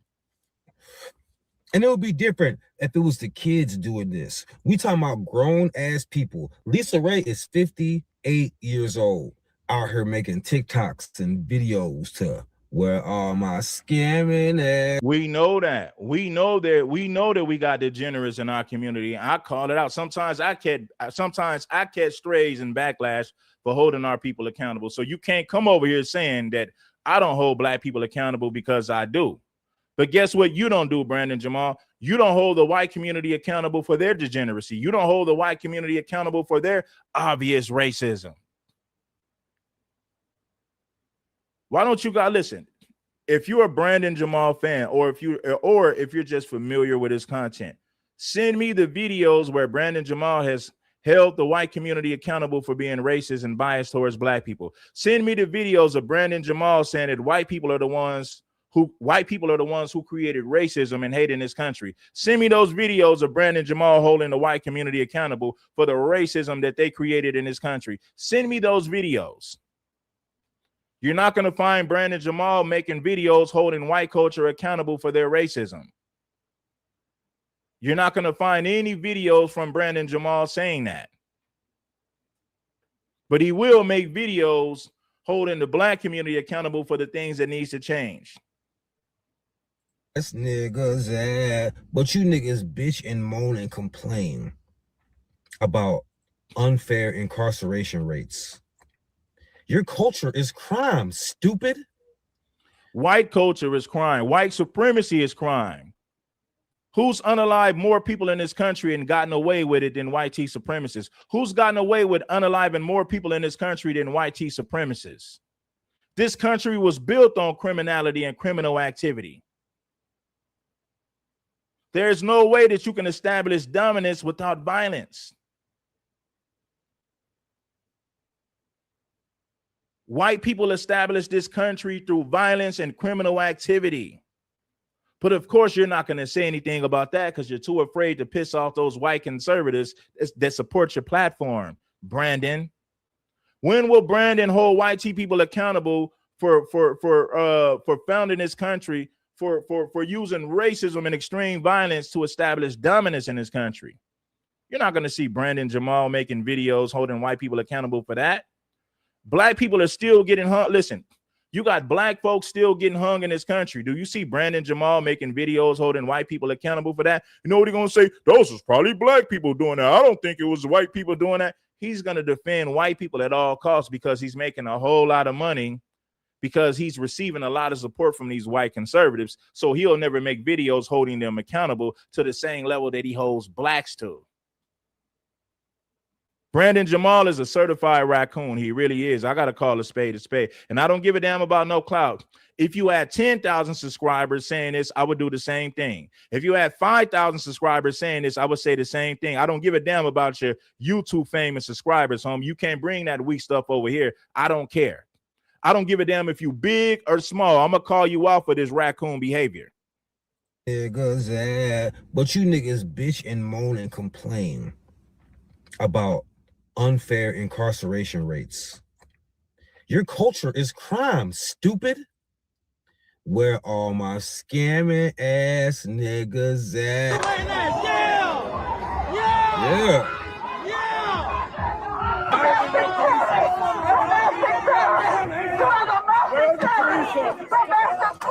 So now he's a domestic terrorist for pointing out the obvious about black culture. You see how he's defending Jake Lane. Now, Jake Lane is a domestic terrorist for telling the truth about black people. He's defending his white boy. He's mad that everybody called Jake Lane a domestic terrorist. He's mad about that. Now you want to call Jake Lane a domestic terrorist for telling the truth about black folks. Why would you be mad about black folks telling the truth about a Jake Lane? Jake Lane would never co-sign anything you said about the white community unless it was something positive, you fool. Jake Lane would never co-sign anything that Brandon Jamal said about the white community unless it was something positive. That's the only way Jake Lane will make a video co-signing Brandon Jamal. If Brandon Jamal pointed out something that was negative and true about the white community, Jake Lane would never make a video co-signing what you said, even if it was 100% correct. Ass niggas at. Yeah. Shout out to Lim Hendricks for the Cash App. Shout out to Yes Sir for the Cash App. Shout out to G Quan for the Cash App. Hopefully I'm saying your name right, G Quan. I appreciate you for being a contributor and a supporter to my platform. Let's get back to it. Jake Lane would never co-sign anything negative that Brandon Jamal said about the white community, even if it was 100% correct. Now, if Brandon Jamal says something positive about the white community, Jake Lane will make a video co-signing that.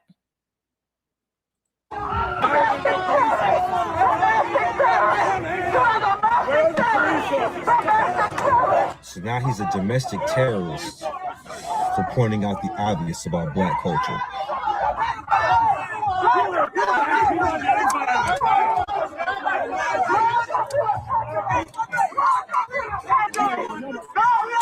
You know what?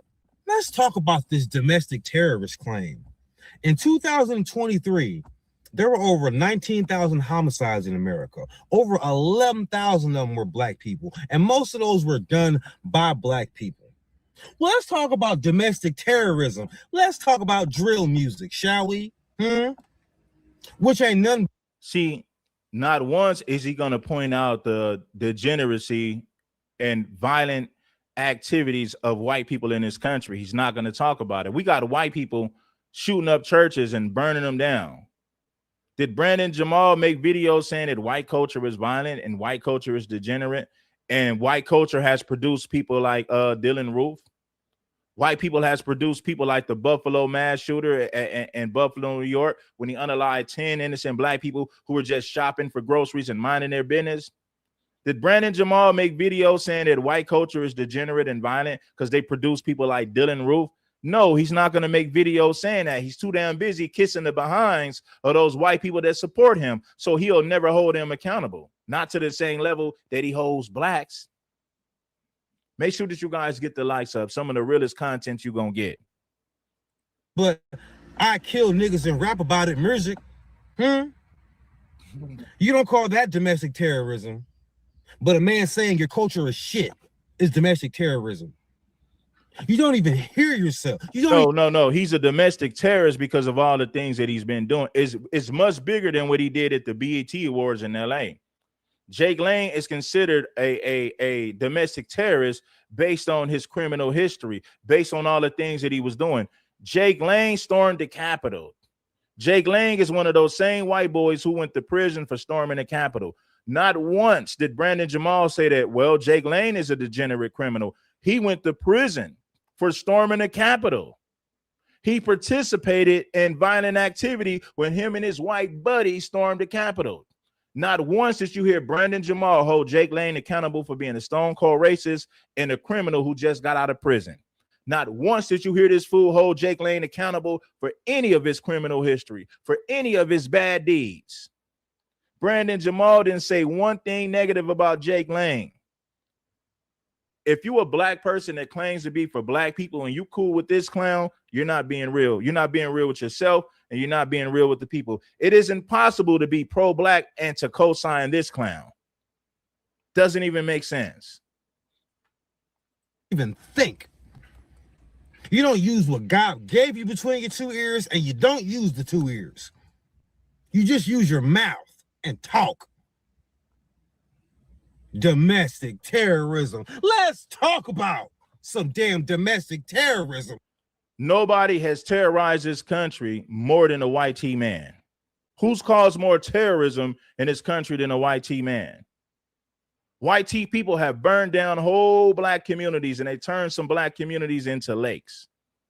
But he's not going to talk about the terrorism that comes from the white community. He's too damn busy tap dancing for them. He's too damn busy trying to appease them. So he's not going to hold them accountable at all. All of his smoke is for the black community, but zero for the white community.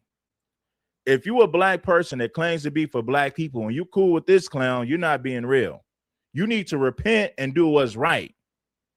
It is impossible to be for black people and at the same time be cool with a clown like this. Black culture is domestic terrorism. What the culture? White supremacy is terrorist culture.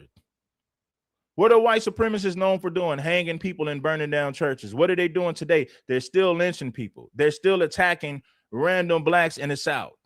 A white boy in Jacksonville, Florida, 2023, walked into a Dollar General and shot up a bunch of innocent black people and unalive a few of them. In 2023, a white boy walked into a Tops grocery store, unalive 10 innocent black people, and guess what? He did it in the name of white supremacy. Terrorism at its finest. Dylan Roof in 2015, Dylan Roof walked into a church in Charleston, South Carolina, and unalived 10 innocent black people who invited him in to pray. You have no smoke for the terrorists in the white community. You have no smoke for white supremacy. You have no smoke for white racists. You a certified raccoon, Brandon. You a certified Sambo, and I said it. I don't give a damn about your YouTube followers. That don't impress me, homie. I'm calling you out as a man. F these YouTube subscribers. F all these viewers. I'm not talking to my real supporters. I'm just speaking figuratively. But what I'm saying, F all of this, Brandon. What you're doing is, listen, what you're doing is weak, homie. And you're a coward for that. Yeah, King Supreme said it. You a coward, Brandon. Because you want to point the finger at your people while ignoring what white T people do. But I get it. A lot of white T people support your platform. If you don't believe me, go to Brandon Jamal's comment section. You're going to see the same people that be in Officer Tatum's comment section. Brandon Jamal got the same followers and supporters that Officer Tatum has. If you don't believe me, go look at his videos when he talks about black people. You're going to see those same Officer Tatum supporters in Brandon's comment section. I promise you. No lies detected, sir. Is obsessed with crime, sex, drugs, and alcoholism. The culture is destroying its own people from within.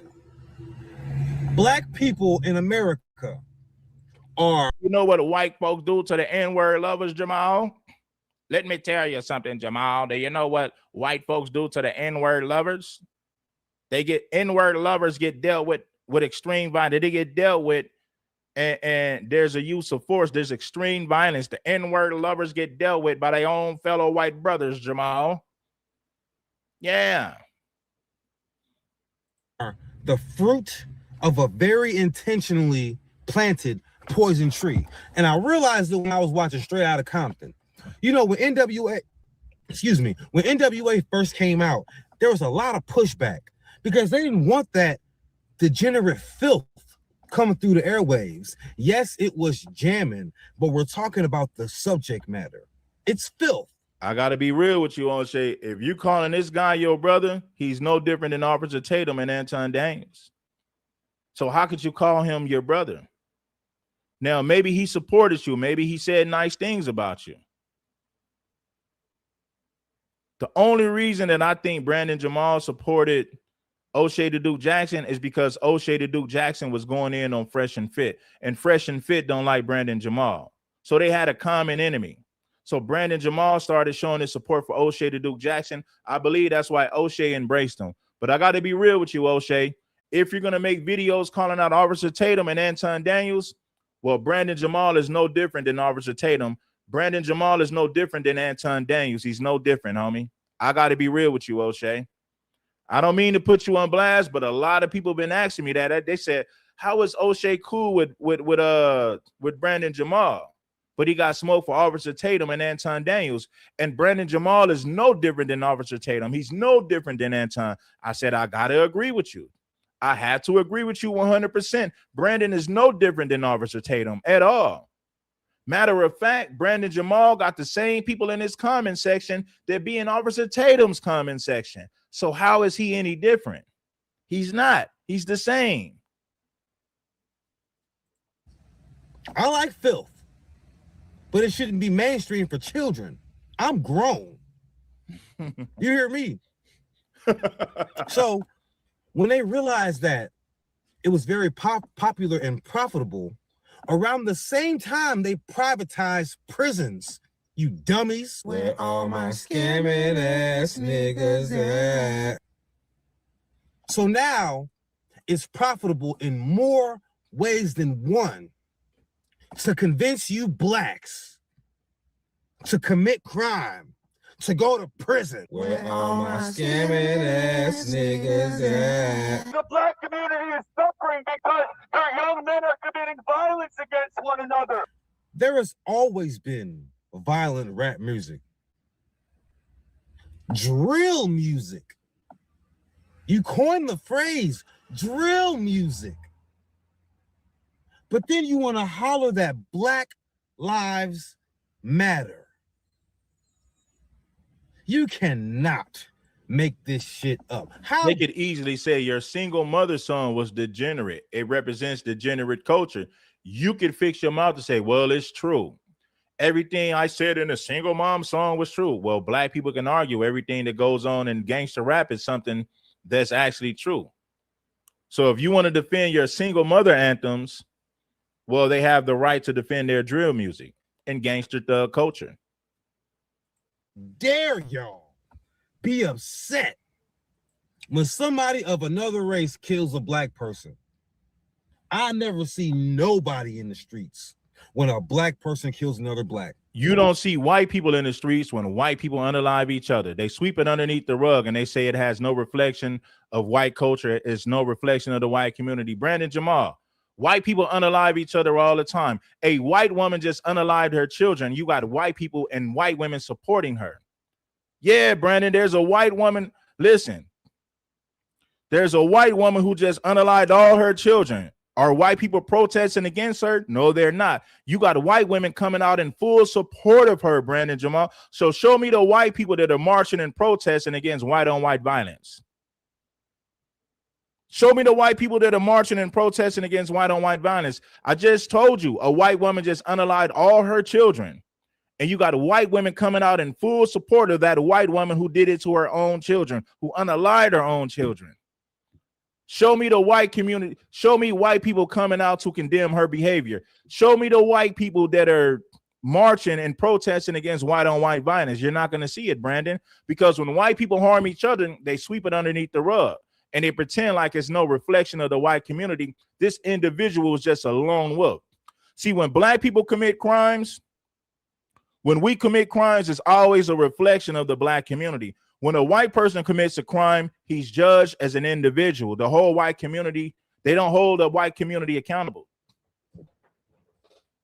I've been saying this to you guys for a long time.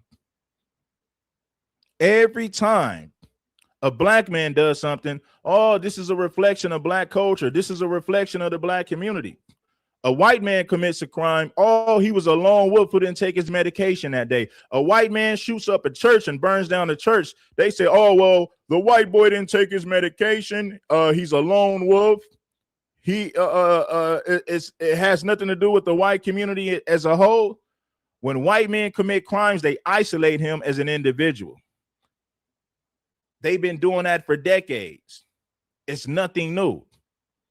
Tyrone commits a crime, the whole black community got to go on trial for what Tyrone did.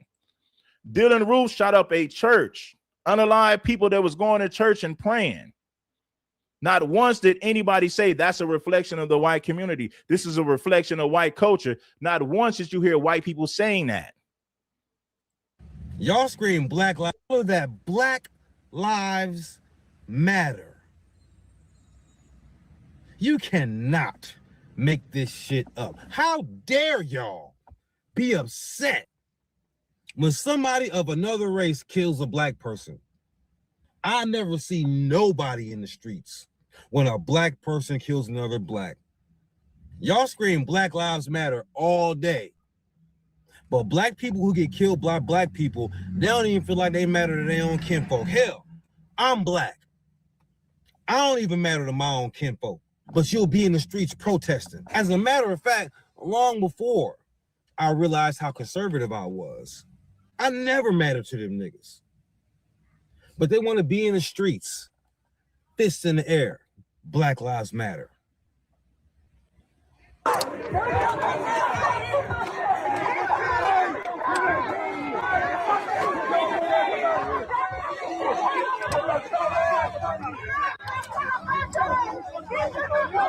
Of course, never assault.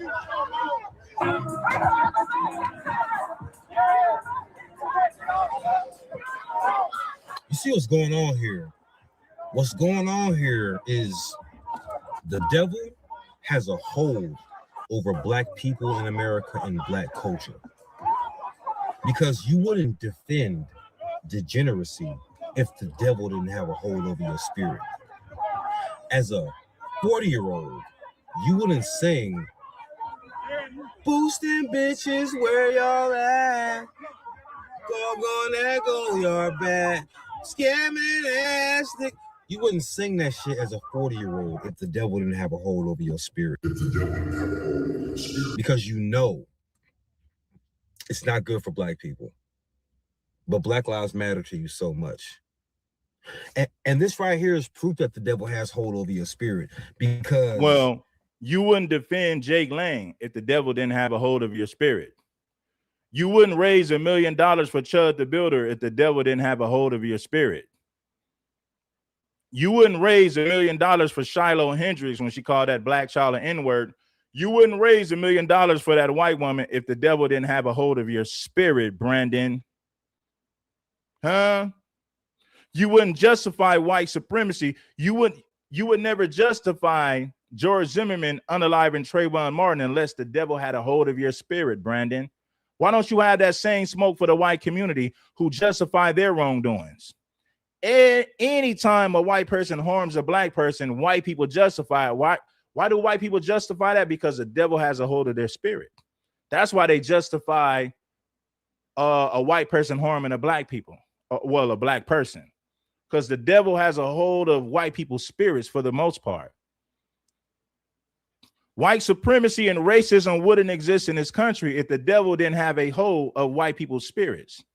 Yes, Brandon. Let me see who we got up in here. True Warrior Scholar. You got it, my brother. Peace and blessing, Brother Red. Can I be heard?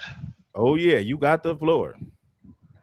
First, I want to give a salute, peace and blessing to all the supporters in the chat and all the fam. I'm gonna be brief. I'm down here in the Gulf Coast, so I don't know. My signal could be weak. But recently, I've seen several memes comparing these so-called black, so-called conservatives, comparing them to some of our brothers and sisters who may have fell from grace real far, and using that to say it's either this or that, as though the Tatums are supposed to be the polar opposite of a Carmelo or someone who's not a so-called model black person. To that, I'm gonna do appeal to what they had in the late 1700s or early 1800s called meritorious manumission. Because I believe in being factual when I say this. There was literally a reward that the white tees provided to the house Negroes for being traitorous against their own people.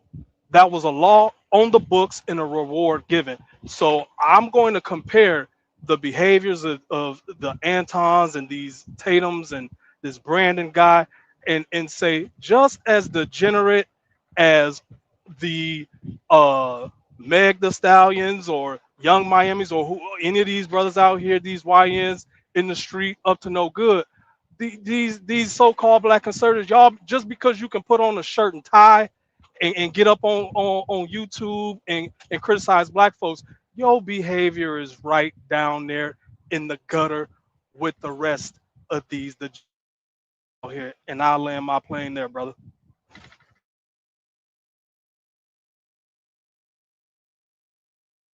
Yeah, man. Shout out to True Warrior Scott. I'm gonna play the rest of this video out, and then I'm gonna get some commentary. Anybody else want to pull up? Hey, man, you can pull up. It's like,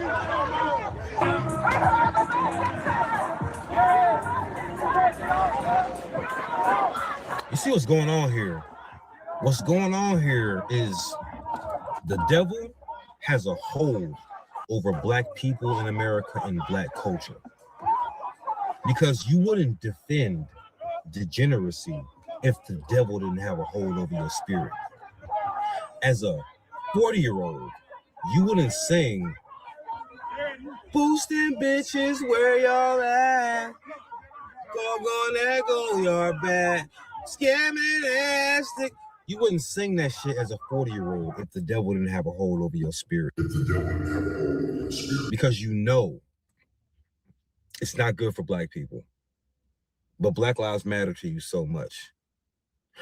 And this right here is proof that the devil has hold over your spirit, because you could easily just ignore him, but you can't. It's just like when preachers in the street start preaching, and people who the devil has hold over their spirit, the demon-possessed people, they have to try to assault the pastor. They have to try to knock the pastor off their square.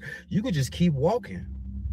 You could just enjoy the award show. You can go find a television to watch since you're so serious about the BET Awards. But no, you must be a soldier of Satan and violently defend degeneracy. And that, ladies and gentlemen, is why Now You a Single Mom was blackballed, because they must defend degeneracy. As soon as they realized that my song and my presence could persuade black people to live and think better, especially with their genitals, they put the kibosh on that, man. And I understand, but I can't even be mad at the powers that be, because even though I wasn't even roasting black single moms at first, do you know who made all those videos telling me I was a piece of shit? But first, we're following a major breaking news story. Karmelo Anthony will not be granted a new trial. The 19-year-old convicted of stabbing and killing another student at a track meet will not get a new day in court. Sources tell News Nation Anthony's murder conviction in the death of Austin Metcalf will remain in place. The judge just released a statement moments ago saying this, quote, "We respect and expected the court's decision denying the motion for a new trial. The jury's guilty verdict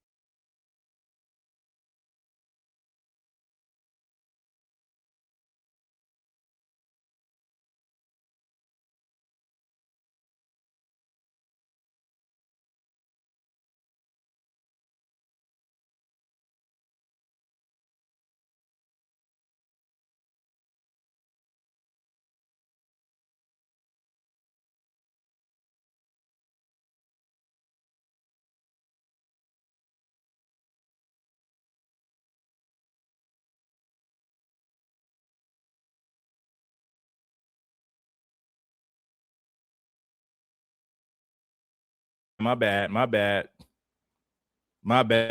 was on mute. There's no way that Karmelo Anthony was going to get away with self-defense. White folks in Collin County was not going to let that happen. White people in Collin County wanted to make an example out of Karmelo. Now, was there ever a plea deal on the table? Because I never heard of a plea deal being on the table. I never heard of it, right? Some people that say, oh, no, Karmelo's innocent. It was self-defense. You could say that, but let's deal with reality.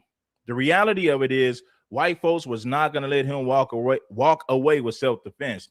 There's no way that that was going to happen in Collin County. It's like if you believe that, then you're just living in a fantasy yourself. Black people that's being honest with themselves, you would have to say that, hey, man, he got to do some type of time. White folks are going to make sure that Karmelo serves some type of time. They're going to make sure that he does some time. There's no way that he was going to walk away with self-defense. White people was not going to let that happen.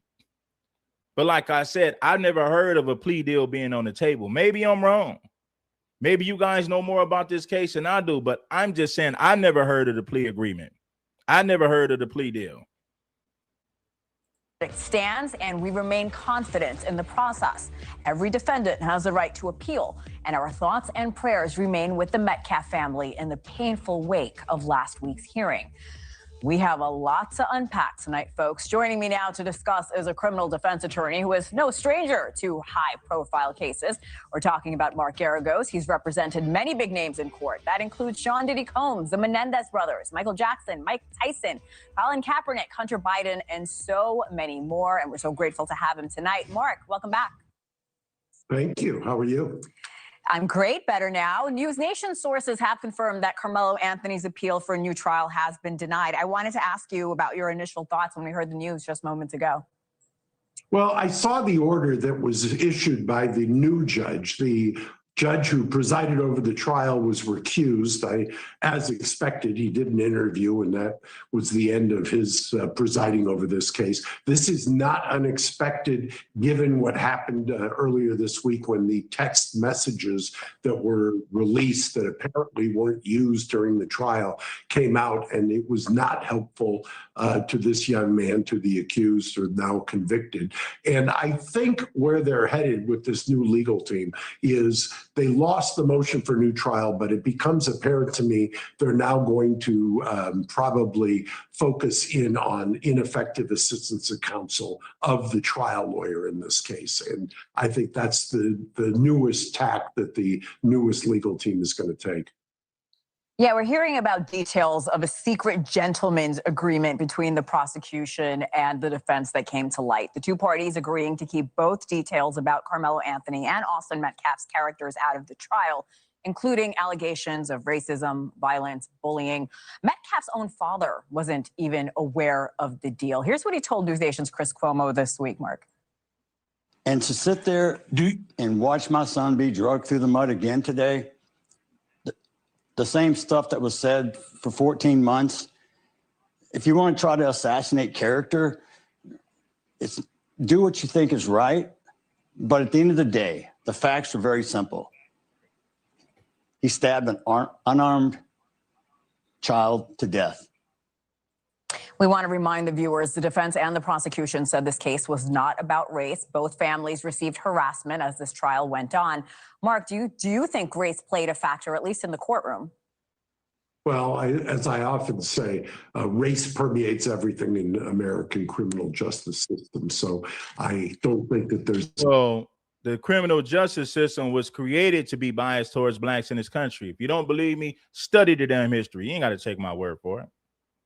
Nobody in this country has gotten away with unaliving more people than a white man.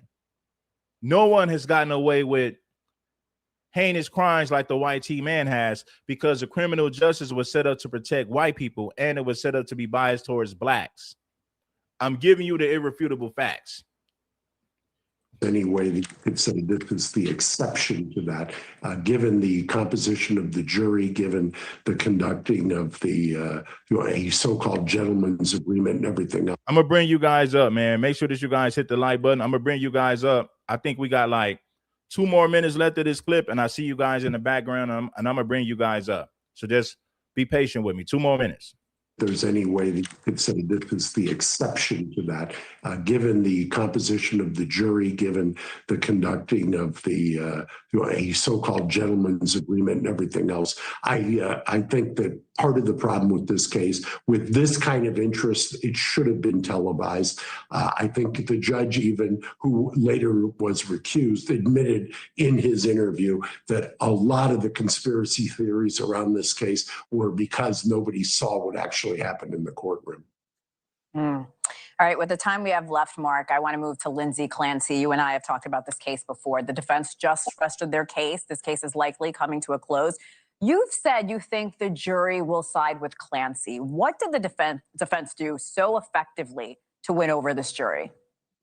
So she is very ably represented by Kevin Reddington, but in this case, and I don't mean this as to slight Mr. Reddington, the prosecution has just been tone deaf, and I would be shocked if the jury comes back with what the theory or buying into the theory that the prosecution has articulated here. This whole idea and the kind of the conduct of the prosecution has just been beneath them, and I just don't think the jury is going to hate this woman, which is what they assume by their conduct. I think the jury is going to probably find somewhere in the middle, not find criminal liability, so to speak, but also she's not going to be acquitted.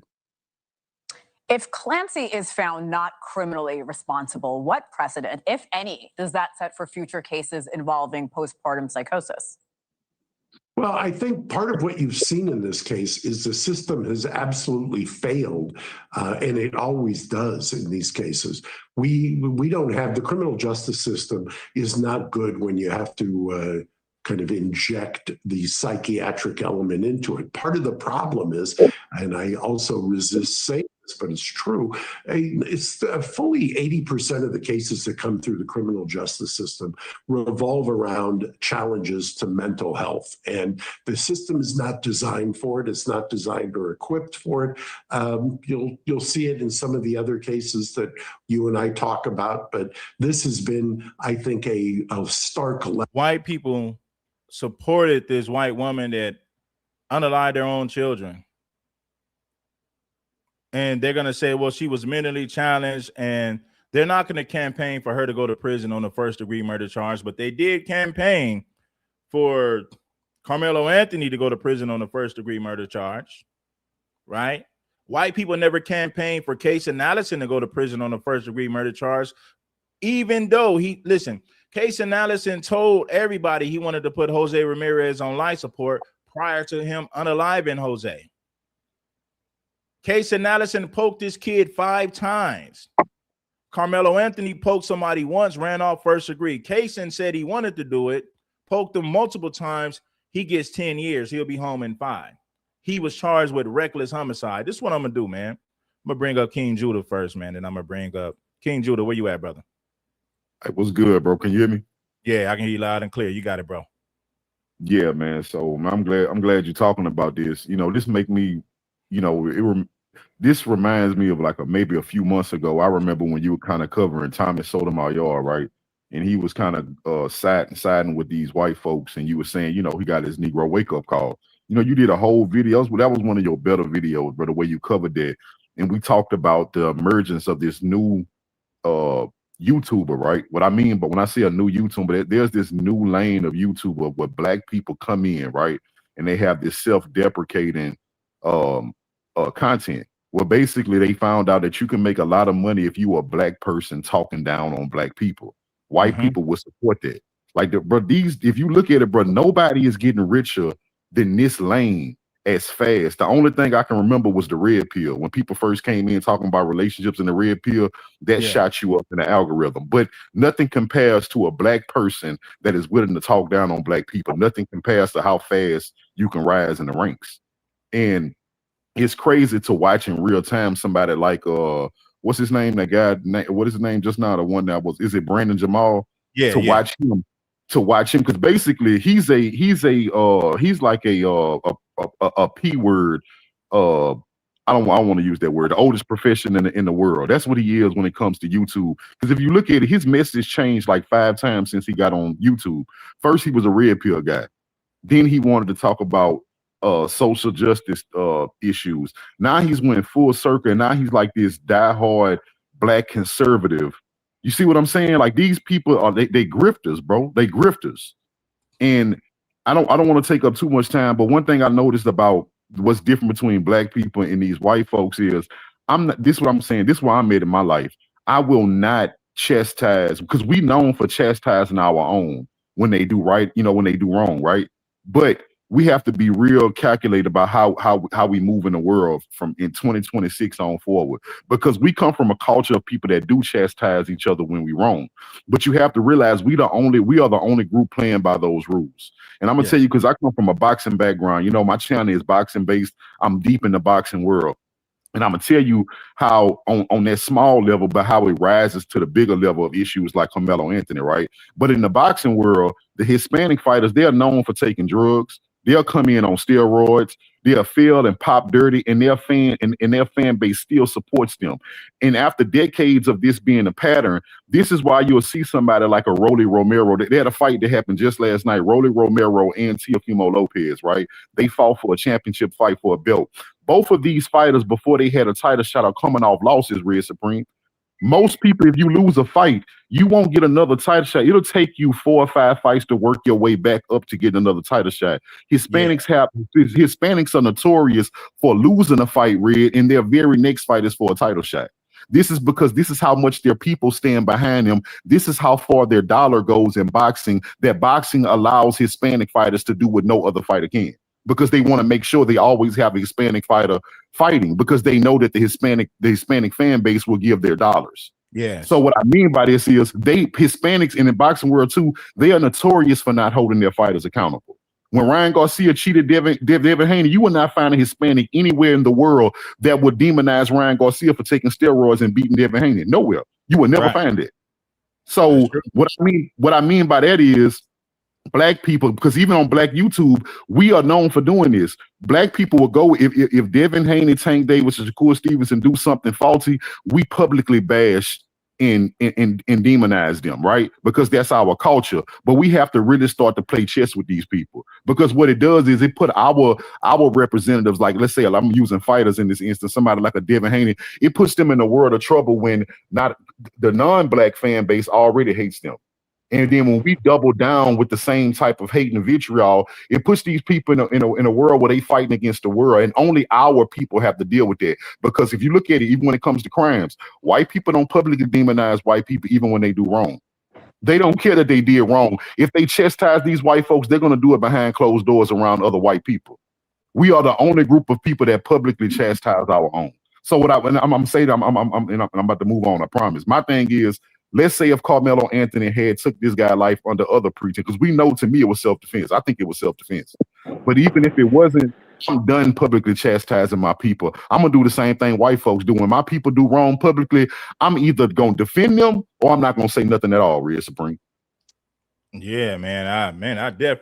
I appreciate you. Because listen, man, we know if Karmelo was white, let's say Karmelo was white and he got approached by let's just say Karmelo was white and some black thugs approached him, they would justify. They said, well, little Billy only used a knife because those blacks were bullies. All of these white people would fight to the end to get that white boy off on self-defense, and we know that. There's no way that white people would campaign for little Billy to go to prison on a first-degree murder charge. They would say that he was defending himself against a big black bully. That's exactly what they would say. And we know that because there's too much history to prove what we're saying. Case and Allison happened in the state of Texas. Case and Allison poked this kid up, a Mexican kid. And prior to him poking the Mexican kid up, he said, man, I want to put Jose on life support, man. I want to hurt him real bad. And weeks later, he took a knife to school. He took a knife to school and executed the game plan. You didn't see none of these white people saying that Case and Allison should serve let me correct that. Let me reword that. You didn't hear white people saying that he needs to go to prison on a first-degree murder charge. They never said that about Casey Allison. They swept it underneath the rug, right? And he tried to go on a run after he unalived a Mexican. So it's proof that he was a flight risk. And if you look at the text messages, he said he wanted to put Jose on life support. And he took a knife to school. But yet and still, there was no smoke for Casey Allison. White people swept that underneath the rug. Matter of fact, it didn't even make mainstream headlines. And it happened in the same state. They can't say, well, that's a whole nother state. It happened in the state of Texas. The only difference is Karmelo was white and Karmelo was black and Casey Allison is white. That's the only difference. But yeah, man. Oh yeah, and Karmelo poked this guy once and ran. Casey Allison took a knife to school and poked this kid multiple times. And yet and still he gets charged with negligent homicide. 10 years, he'll be home and fine. Now, I don't know if you heard about this, King Judah.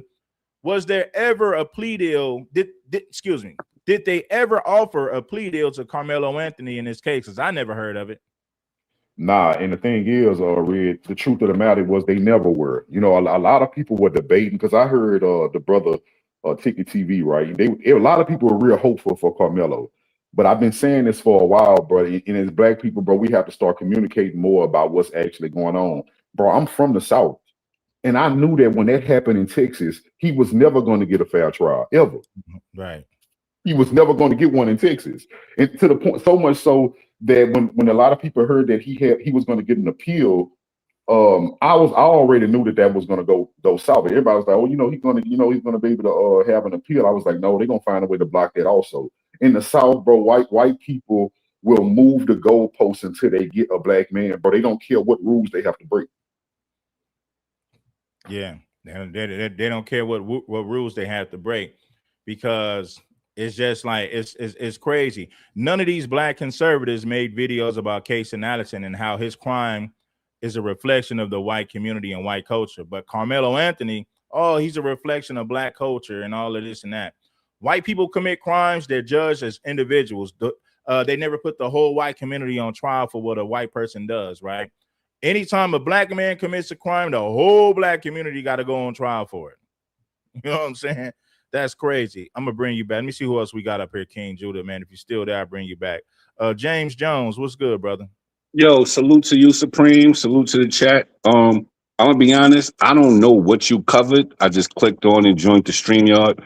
But I'm going to say, as far as the Karmelo Anthony thing, are we all privy? I don't know if you covered this. Let me know if I'm wrong.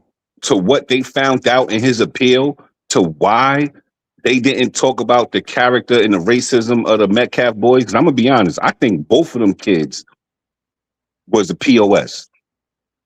Because Karmelo got text messages of himself dissing black people, calling us black melon, watermelon eating, chicken sucking. I don't know if you've seen the transcripts, bro, but he was disrespectful to his own color, Mexicans and whites. He was telling the girl before he went to that track meet, that's in his text messages. I don't know if people want to believe me. Look it up. How many bullets you want me to put in your chest?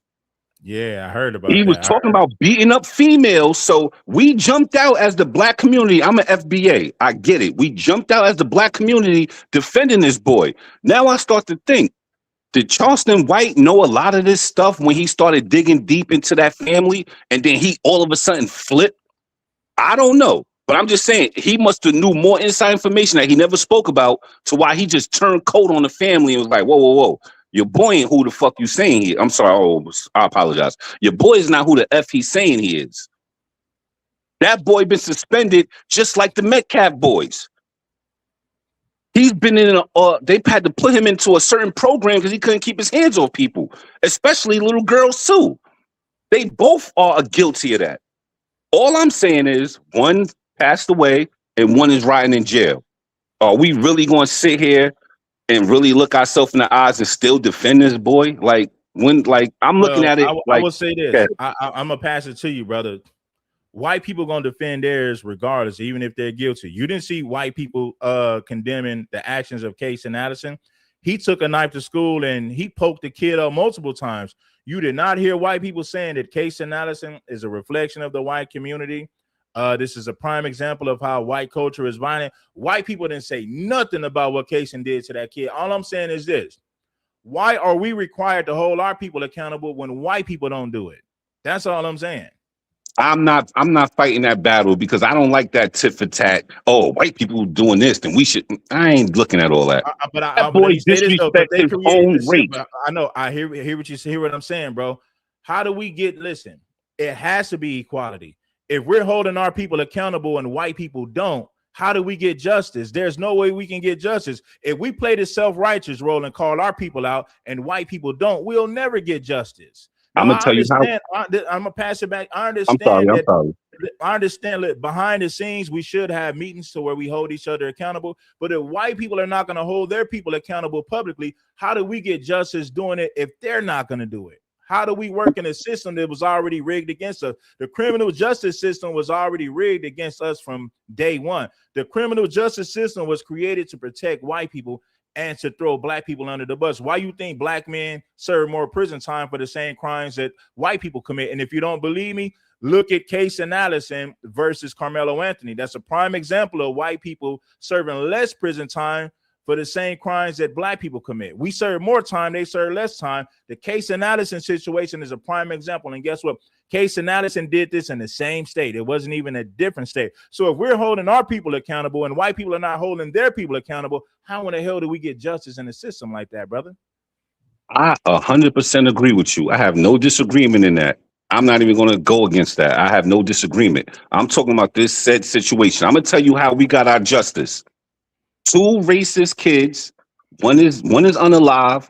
One is serving prison time that has a chance to get out, hopefully, in 17 years. Because if anybody on this panel or anybody that in the chat been locked up, you're not guaranteed a release date in prison. Right. I'm sorry. You're not guaranteed. So hopefully he makes it out after 17 years. Hopefully he makes it out as the same man he went in as and don't come home different from how he went in, if y'all know what I'm saying. We don't know. What I'm saying is justice was served. One racist boy got unalive. One racist boy went to jail. I don't know how else to say it. I'm not arguing. Nothing you said about the penal system, we all know it's rigged against us. That, man, I've been locked up. I know how it go. All I'm saying is in this situation, that boy that we defending right now, let's not take away what he said about his own color skin of people that's defending him. He called us black melon, chicken finger licking. I don't know if you've seen that appeal. His own lawyer didn't want to say nothing about that in court. He looked at that and was like, oh, wow. Yeah, I didn't know this. I didn't know this. Yeah, he didn't want to. They said that Karmelo's lawyer didn't want to bring up the past of Karmelo because they said, well, we bring up Austin's past and they got to bring up Karmelo's past. So they said, no, we don't want to bring up the past. We just want to move forward. And Karmelo did say a lot of reckless things. I agree with you on that. It's like he said some things that is going to be hard to defend. And guess what? I say this, black people, we know the system is rigged against us. With that being the fact, you can't say what Karmelo said and it's not going to work in your favor because that's going to be used against you. Even if they didn't use what Karmelo said in the past, they still wanted to hang him. They still wanted to make an example out of him just based on the fact that he unalived a white kid. I said, oh, this is taking place in Collin County. There's no way that Karmelo is going to walk away with self-defense. He's going to have to take a plea deal or something. There's no way that the white people are going to sit up there and let him walk away with a self-defense thing. There's no way that the white people in Collin County is going to let that happen. He's going to have to serve some time. And I was telling black people, bro, I said, I know y'all want Karmelo to walk free. It's not going to happen. White people are not going to let him walk free claiming self-defense. There's no way. And I agree with you. And I'm thinking that lawyer that we all like criticized at first, he probably was saving Karmelo Anthony from getting either the death penalty or life by not bringing up his past and what he was doing to people. Because we could say both of these boys, like I said, I started off saying, Supreme, both of them was POS. I'd rather be the one sitting in jail than the one that's buried. I'll be honest with you. As a man, I'd rather be in jail fighting for my day to come home before I'm the one that could never raise up from the grave. No disrespect to nobody, but that's just my personal opinion. Well, so I think at the end of the day, Karmelo still have a brief. I'm sorry, but I'm saying before you drop me, Karmelo still has a breathing chance to make it home, but he's not as innocent as we thought he was. And it's sad what he said about his own people. And I can't defend that. I'm sorry. It's like that's like us defending Officer Tampon as much as he go against us, and now we like defending this dude, and he's talking even worse. Oh God, that's crazy, bro. Yeah, I don't think our people realize that he said that, because I'm just now finding out that he said a lot of these Yeah. crazy things, that he wanted to Look it lick. up, bro. I'm He sorry to said that cut you off.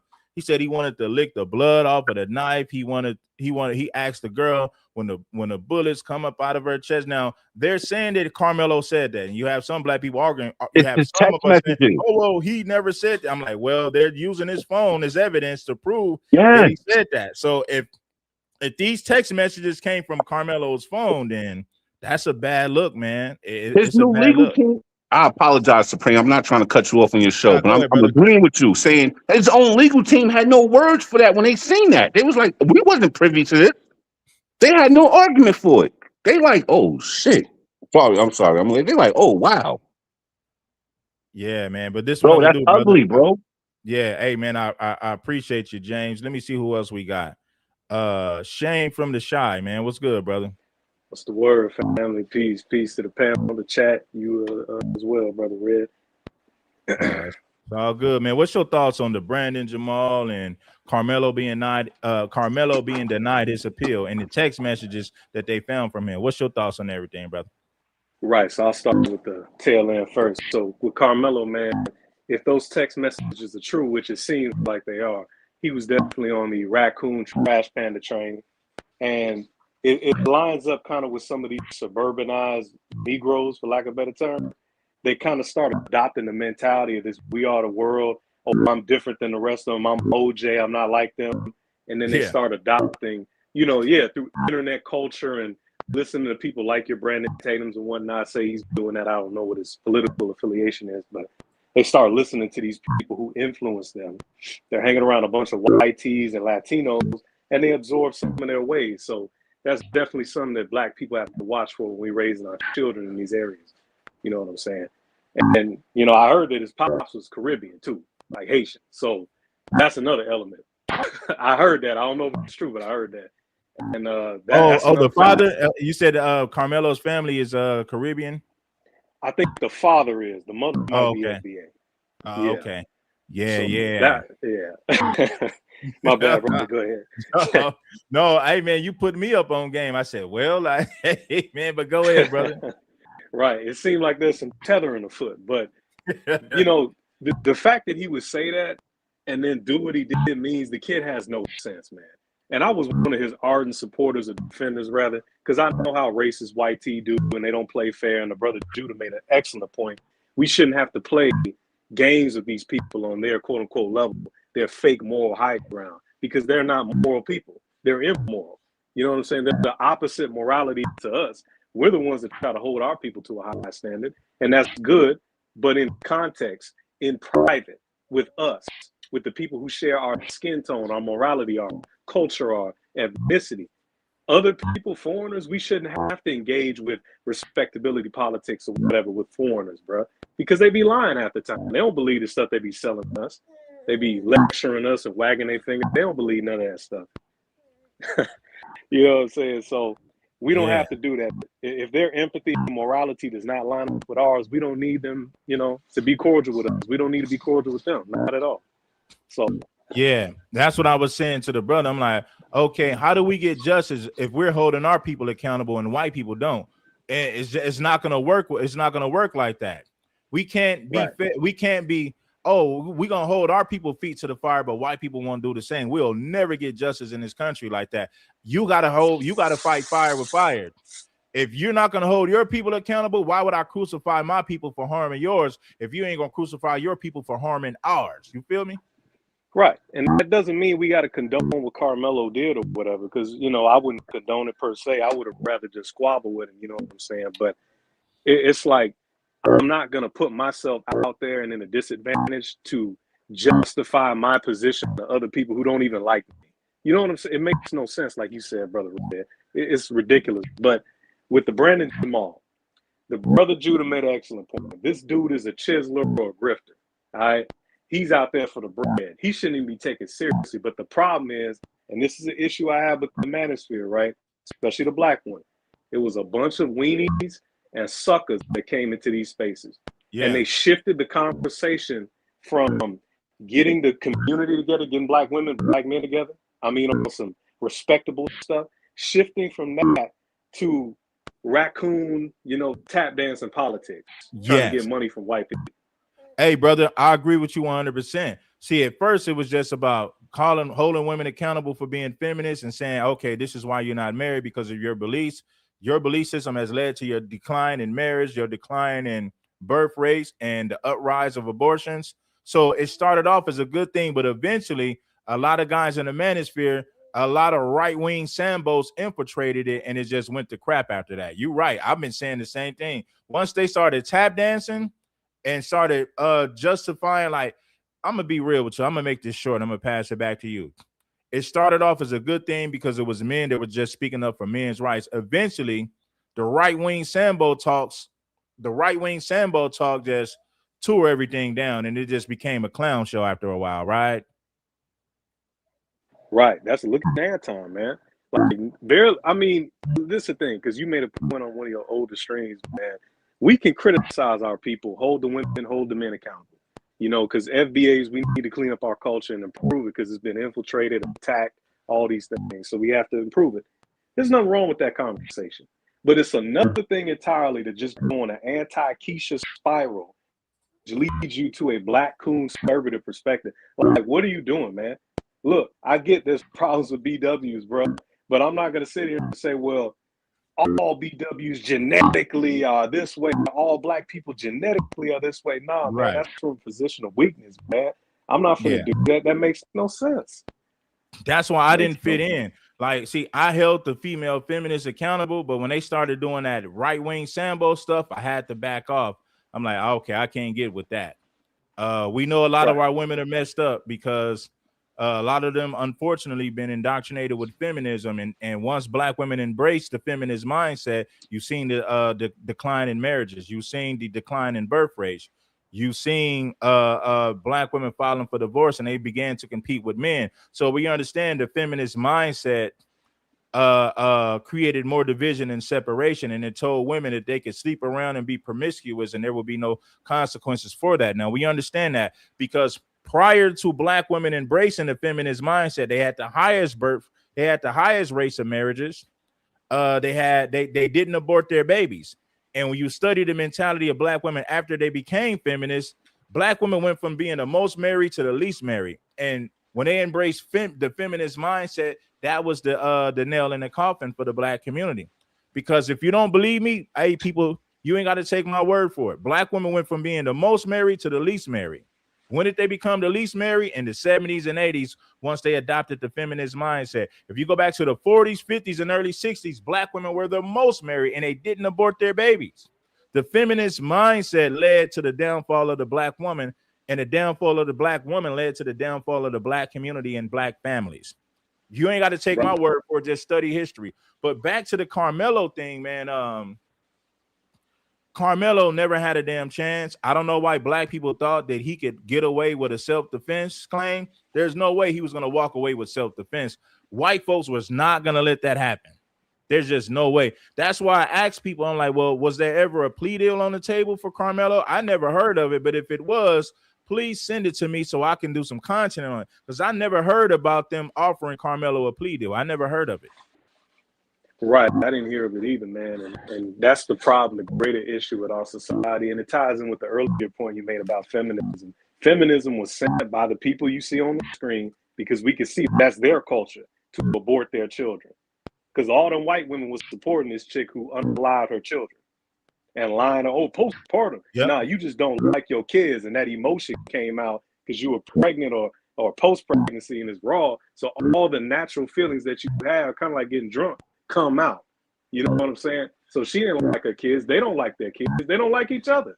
That's why, they be attacking each other. Oh, the feminists, oh, the men on it, the back and forth. It's different for us.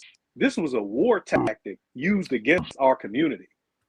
That's what it was. For them, that's their culture. That's not our culture, though, because like you mentioned, 60s, 50s, 40s, 20s, we were the highest married.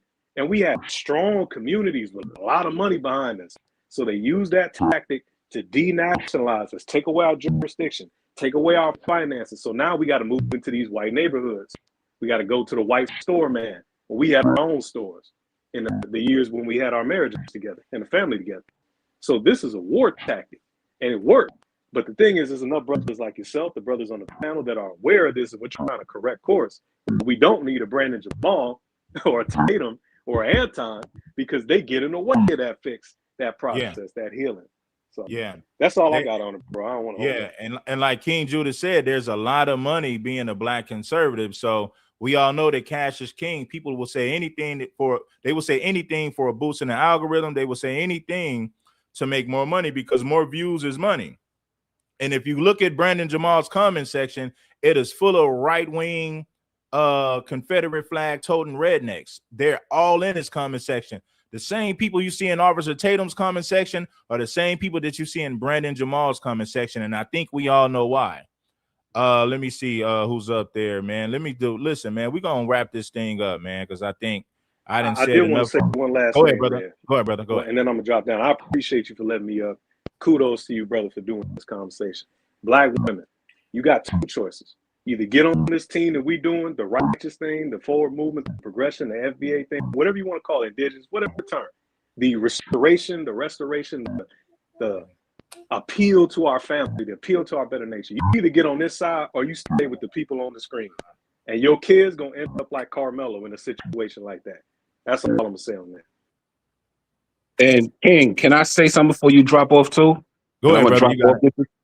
I just want to say, the next time for us and people in the chat, before we just jump on black or whatever, we need to do our research and really figure out, should we really defend certain people? Because I ain't gonna lie, as a black man, I feel offended by, I never seen a black man call other black people black melon chickens eating. Like, what he was saying was crazy, bro. Like, and a lot of people did content defending this man, raised a lot of money for this little young man and his family.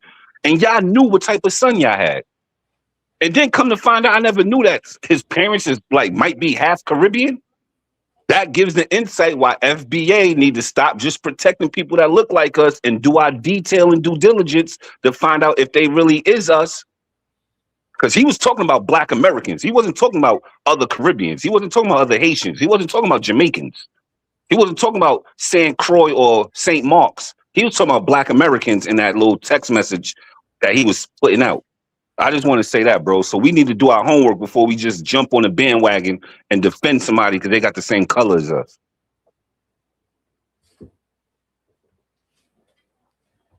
Yeah, man. Salute. I want to say this, man. I agree with what he's saying, but I have to say this. I have to add to this. White people gonna defend their people regardless. Now, we could take the self-righteous lane and say, oh, if you're wrong, we're gonna call you out. When do white people ever call out their people when they harm us? A white person can be in the wrong 100%, and guess what? White people still gonna defend him, especially if he harmed a black person. So it does us no justice if we hold our feet to the fire, but white people ain't doing the same thing to their people. It's not gonna work. Accountability for black people, but no accountability for white people is not gonna work in the court of law. It's just not gonna work. That will put us at a major disadvantage. Because we all know when white people harm somebody black, it doesn't matter if the white person is wrong. White people gonna stay on code to defend that white person. Chud the Builder is a prime example of that. Shiloh Hendricks is a prime example of that. Did white people throw Chud the Builder under the bus because of what he did to black people? They still raised $1 million for Chud the Builder. Even though he was walking around being a stone cold racist, white people still defended him and raised $1 million. Shiloh Hendricks called a black child an N-word. White people still got behind her and raised $1 million. So it does us no justice to hold our people accountable while the white people ignore the wrongdoing that comes from their people. It's not going to serve us no justice doing that. That's just the unfortunate. That's the unfortunate reality. Holding our people accountable while the white people sweep their BS underneath the rug is not going to work either. So what they're saying is, Black people, we should hold our people accountable, even though white folks are not going to hold their people accountable. That is not going to work in America. That right there puts us at a major disadvantage. Because what that's saying is black people going to hold their people accountable, but white people ain't got to do the same for their people. That's not going to work, my brothers and sisters. That is not going to work. It'd be one thing if white people was holding their people accountable and we held our people accountable. That would make sense because that would create a better society. But you cannot. It is impossible to create a better society when blacks are holding their people accountable and whites won't do the same for theirs. That'll never work. We'll never have a better country. We'll never have better communities with that mindset and mentality. You know?